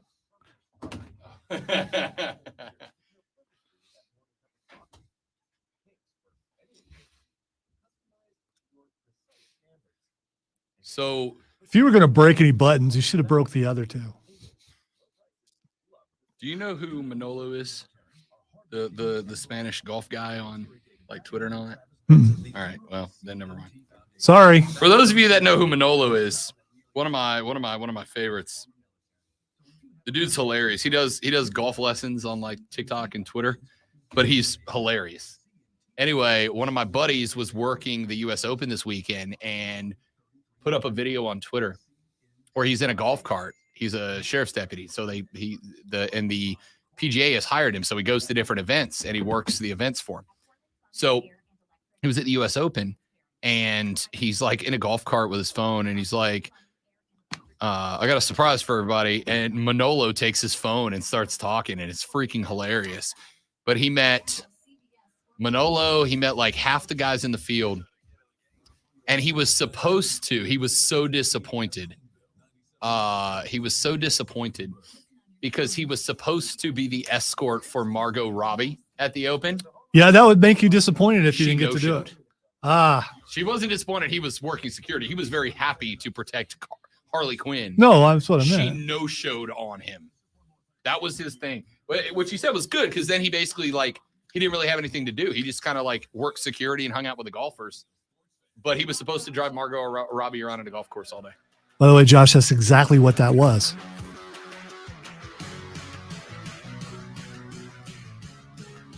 I'll just yell into that one. It doesn't work if it's not up. That was painful. Stop. Don't do that. I really am concerned for your health that you're sticking. You're going to die over there. It's mostly plastic, I think. I don't know. I probably won't do that again. You're right. Electricity doesn't go through plastic at all.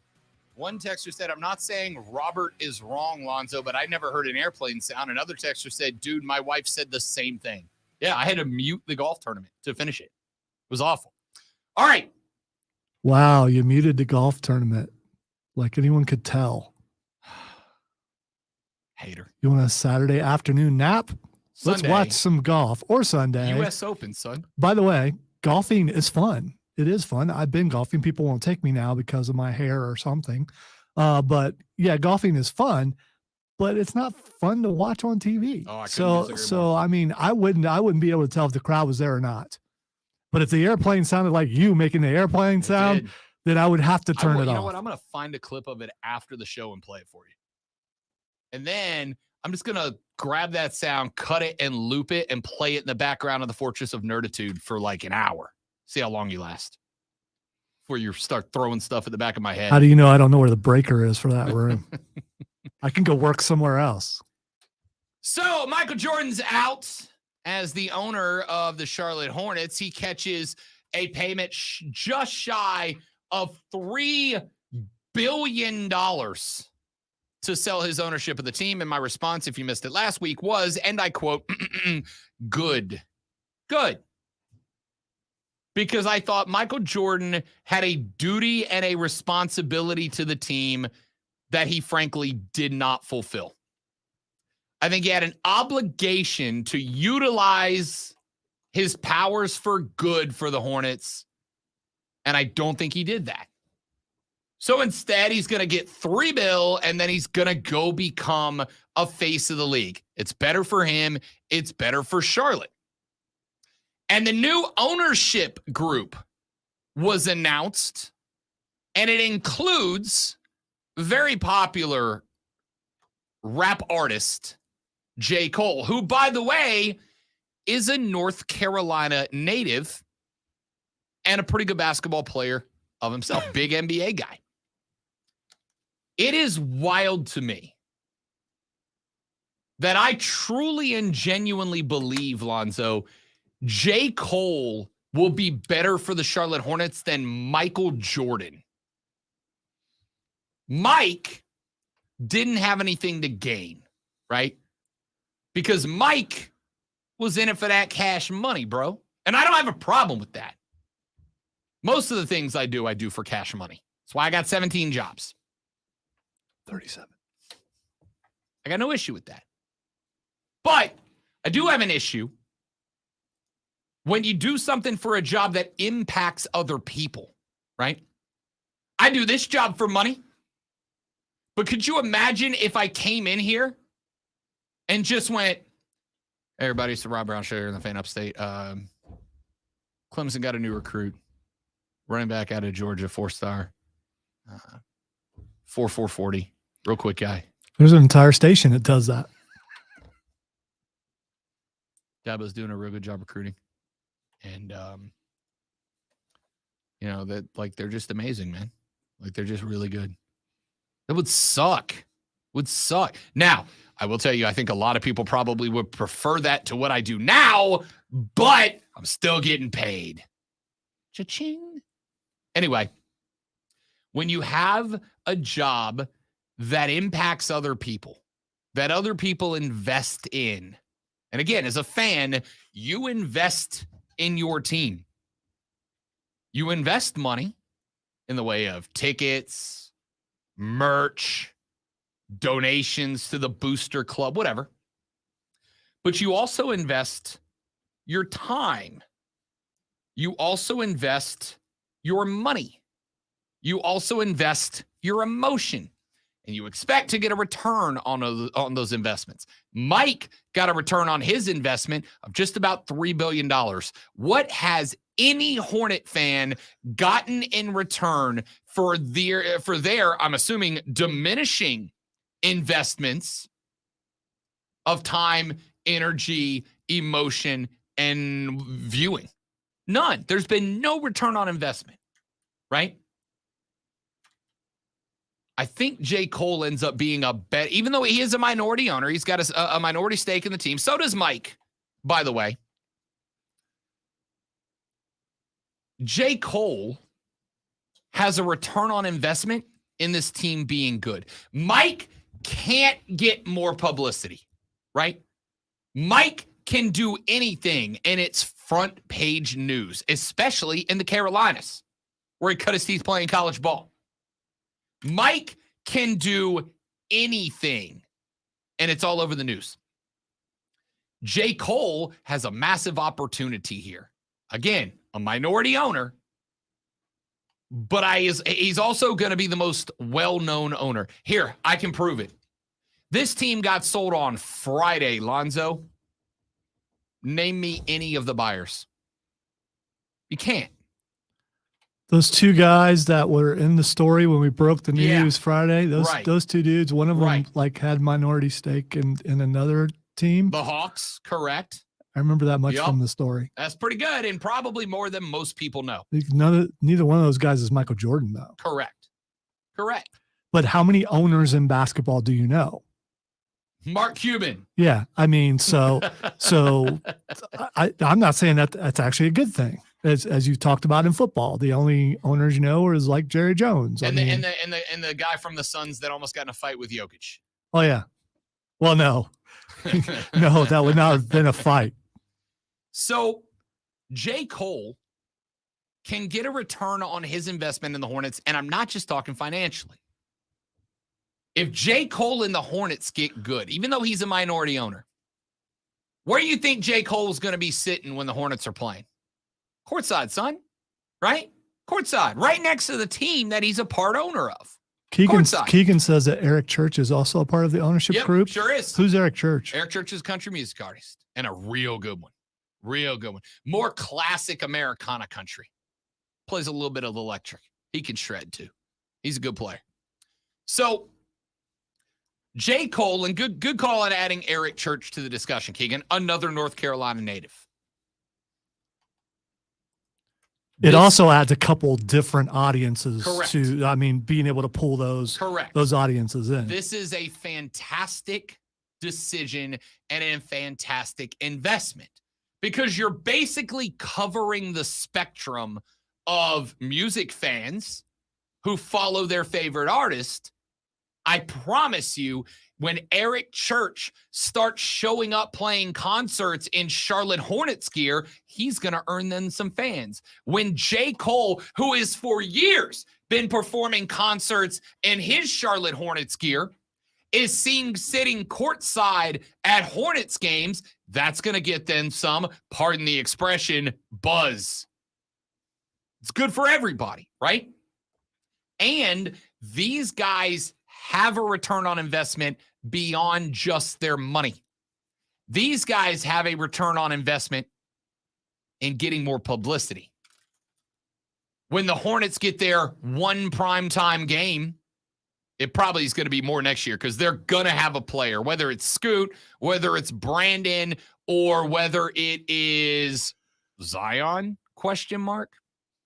They're going to get some primetime games next year. And these guys, you know as well as I do, are going to get their one shot on Television on ESPN when they do. Got some celebrities here in the house in Charlotte tonight. Here are minority co-owners of the Charlotte Hornets, Eric Church and J. Cole. Guys that a lot of people have never heard of, as Lonzo just proved mere seconds ago. They're going to get their faces on TV. And if the Hornets get good, they're going to get to ride that momentum upwards. Y'all, this is a good one. Getting rid of Mike Jordan and moving on to two very popular contemporary music artists. This is a very good thing for the Charlotte Hornets. I need you all to know. Captain America Chris Evans down the hall just fixed the on button for the mic. And Lonzo, because he's Chris, he installed the button upside down. So now it says no. No. I expect nothing less from you. That's to remind you not to push it so hard. I didn't put. See, I knew this was going to. This is why I didn't want to tell anybody. You're an enthusiastic person. I am. It's a lot of emotion. It's hard to contain that passion. I'm like the Incredible Hulk, but better looking. Yeah, like he hasn't dropped his pen 30,000 times in the last 2 hours. Chris doesn't care if I break my pen. He cares if I break. Cares if I break the no button. He was my stuff. He was sticking the pin in the open spot. First off, I was trying to get him to stop. First off, snitch. I was trying to get the mic just, to turn just because on. you're wearing a hockey jersey doesn't mean I'm worried about stitches. Tarps That's off, all boys. I'm saying. The no button is now in play. It's if you don't know Chris, ladies, this is quintessentially Chris. I will now You'll never forget me. It'll be the gentlest pushed button in America from this point on. Thanks, Chris. You're welcome. The no button, ladies and gentlemen. I love that. This is big for J. Cole, man. This is big for J. Cole. This is absolutely fantastic, and it's good for the Hornets. Not only do you have the number 2 pick, which means you either have the ability to trade it away and stockpile, or to go get the guy that fits best with LaMelo and co. But now you've got 2 owners who care. Mike did not care.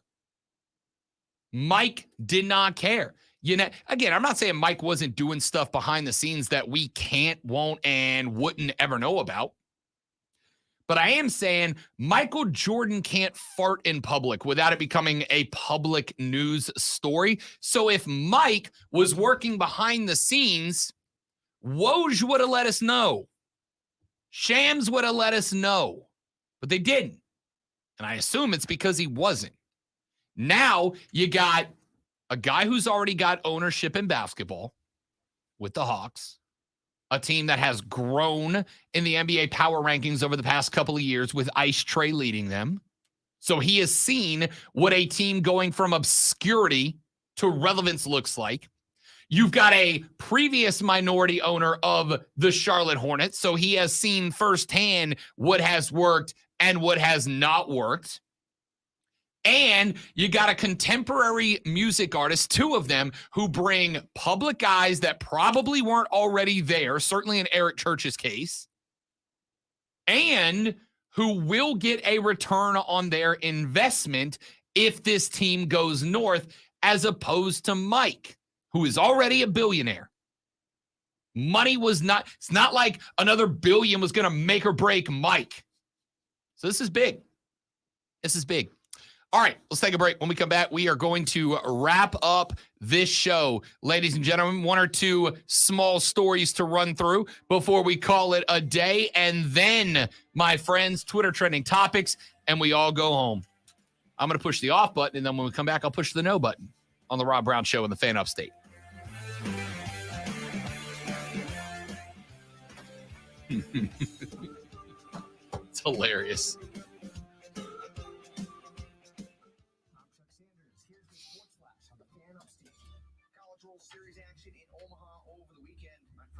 Ooh, the Upstate Shakespeare Festival is taking place today. If it doesn't ring, it really does. I just wanted to see it. It's more funny to see it. It really is. Yeah, Chris used to do Shakespeare in the Park a bunch back in the day. Does mother know you weareth her drapes?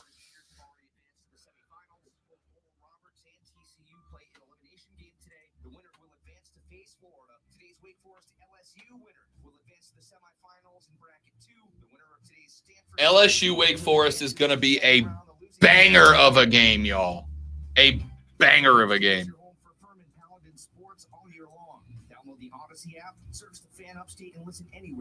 That would be enough. I'm Ryan Radke with NFL Network Now on the Westwood One Radio Network. Chief defensive tackle Chris Jones was absent for the team's recent mandatory. Now I gotta see if I can get Chris to fix my laptop. Jones is entering the final year of his current deal and has made it clear he wants to be a Chief for the rest of his career. GM Brett Beach believes they're in a good spot with Jones saying, quote, "We have great communication and there's a lot of time before camp," end quote. The 7-year veteran matched the career high 15.5 sacks, no longer 29 quarterback hits, 17 tackles for loss, 2 forced fumbles, and 4 passes defensed in 2022. Chiefs players are set to report to training camp the week of July 17. I said that, and he sends me an email.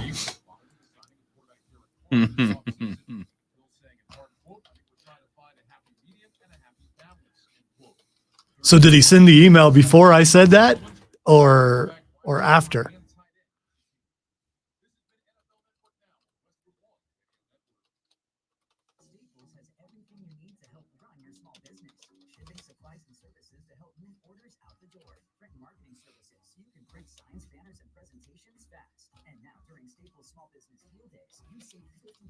When you buy any combination of 5 or more boxes, mailers, and shipping tubes. Plus, find new deals for small business in-store every week.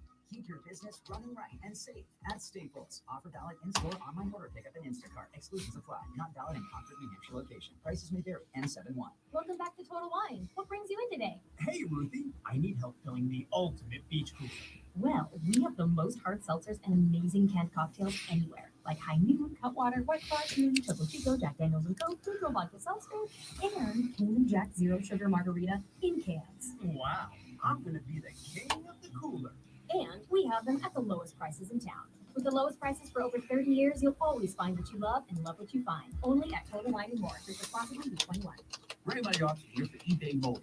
You're driving along and some Nimrod cuts you off. You hit the horn. Jeez, it sounds like a goose in distress. Time to head over to eBay. So Andrew couldn't fix my computer because he was at transmitter sites. Yep. And I told him to watch out for snakes. Let's see if I can find it. Oh, where is it? Oh no, it's not on here. He sends me a picture of looks like about a 10-foot snake at one of the transmitter sites.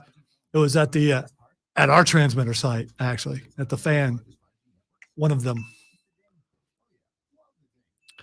looked like a black snake. So according to everyone else, that's okay. It's not though, because it was like 6 to 8 foot long. No, thank you. Might as well be a python to me. We had a probably 3.5 foot rat snake a couple of days ago that had climbed on the back wall into the grout cracks between the brick, like where the grout is, and he was like snaked in there, right? And his head was at the back door. So he's like snaked into the grout work, and I haven't told this story, and I hope that you guys appreciate it. Courtney's like, she sees it and she freaks out. She's like, I don't want snakes near the house. I'm like, hey, he's a good snake. He eats the rats. He keeps the rodents from getting in the house. He should die. Not a chance. He's a good snake. All snakes should die. Not even a little. A horrible death. Would you rather have snakes outside or rats inside? Neither. I can choose neither. And one can help get rid of the other. So. Or maybe they make the rats stay inside because they're afraid to come out because of. So anyway, she goes, I need you to get rid of the snake. I'm like, word. So I go out and I see that it is. Did you literally say word? Word. So I literally see it in the grout work. I ran inside, though. I got an apple and I held it against the wall. And I'm like, if it eats its tail, it leaves. And she just stared at me like, what are you talking about? I'm like, how's that not the best joke of all time?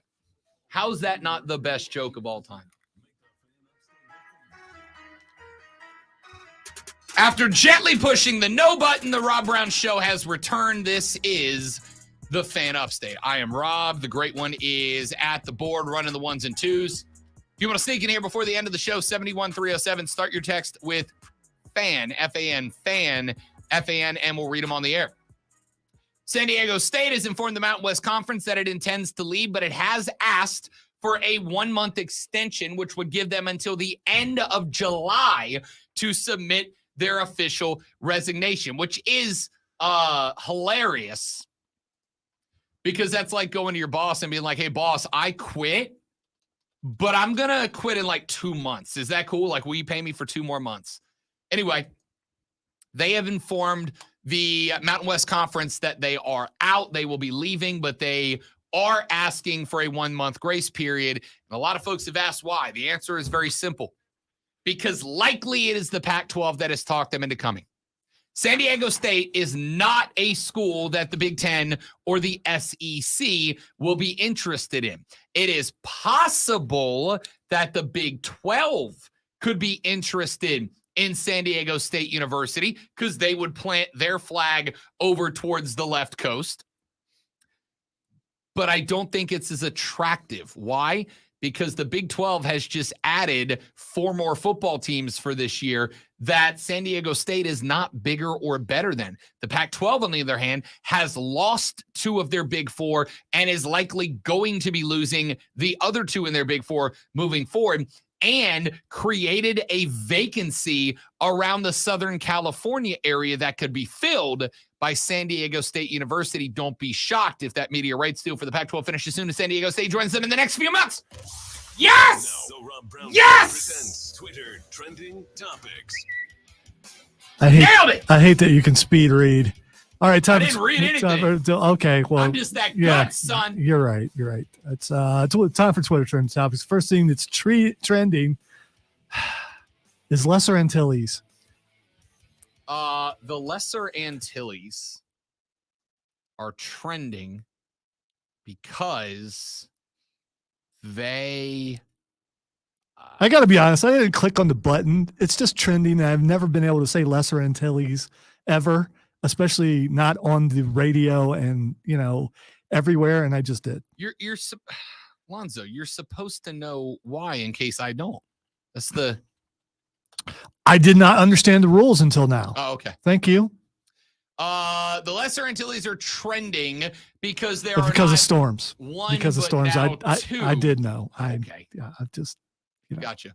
There are not 1 but 2 named storms that are out brewing in the Atlantic. Category 3s, by the way, which category 3 with the number was trending and category 3 spelled out was trending, which is just dumb. Here's the good news. The good news is that the first one right now, the second one is the first one looks to be a tropical depression and will hopefully stay that way when it gets to the Lesser Antilles. It will then, after the Lesser Antilles, start trending northwards. It looks like it will skirt just south of Puerto Rico before hitting Cuba. Ladies and gentlemen, welcome to hurricane season. All right. The next thing is, sorry, I'm looking at Josh's. That just made me laugh. It shouldn't be as funny as it is to me. The next thing is trending is Jordan Love. I had a discussion Friday at the ball game with a guy who's a Packers fan. And he looked me dead in the face and he said with all seriousness, bro, Jordan Love is going to be better than Aaron Rodgers. And I was like, bro, what? Bro? What? And he said, dude, he's going to be better than Aaron Rodgers. He's like, Jordan Love has all of the assets that Aaron Rodgers has, and he's more athletic. Okay. Right. That was the response. All right. The reason why Jordan Love is trending is because he wished all Chicago fans happy Father's Day.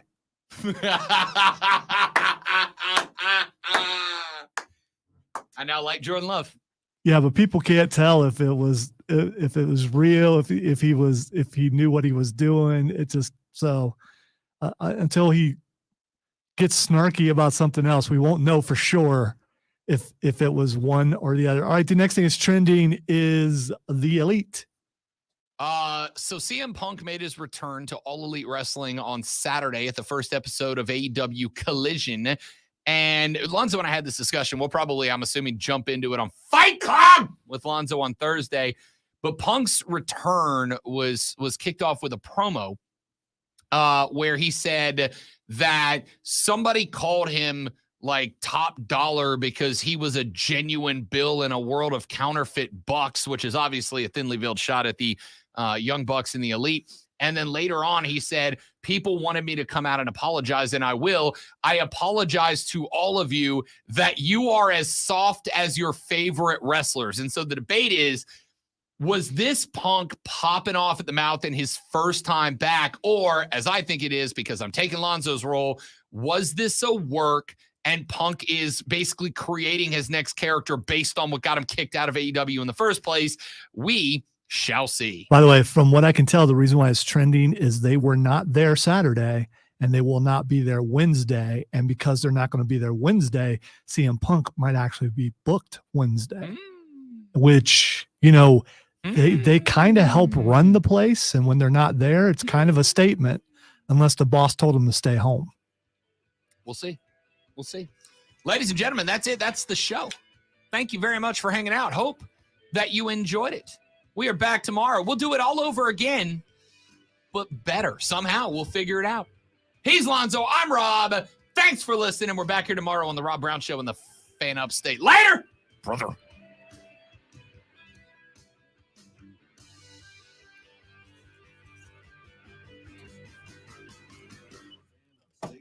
Again, that should not be that funny, Josh. But to me, it was pretty funny.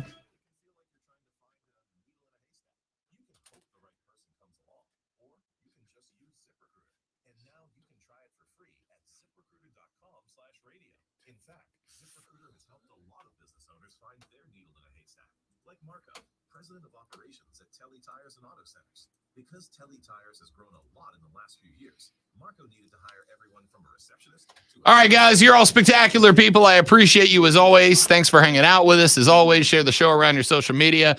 We're trying to grow it, man. Got to get bigger and better. Always to the top. Y'all have a lovely rest of your day. We'll see you back here tomorrow. Thank you and goodbye.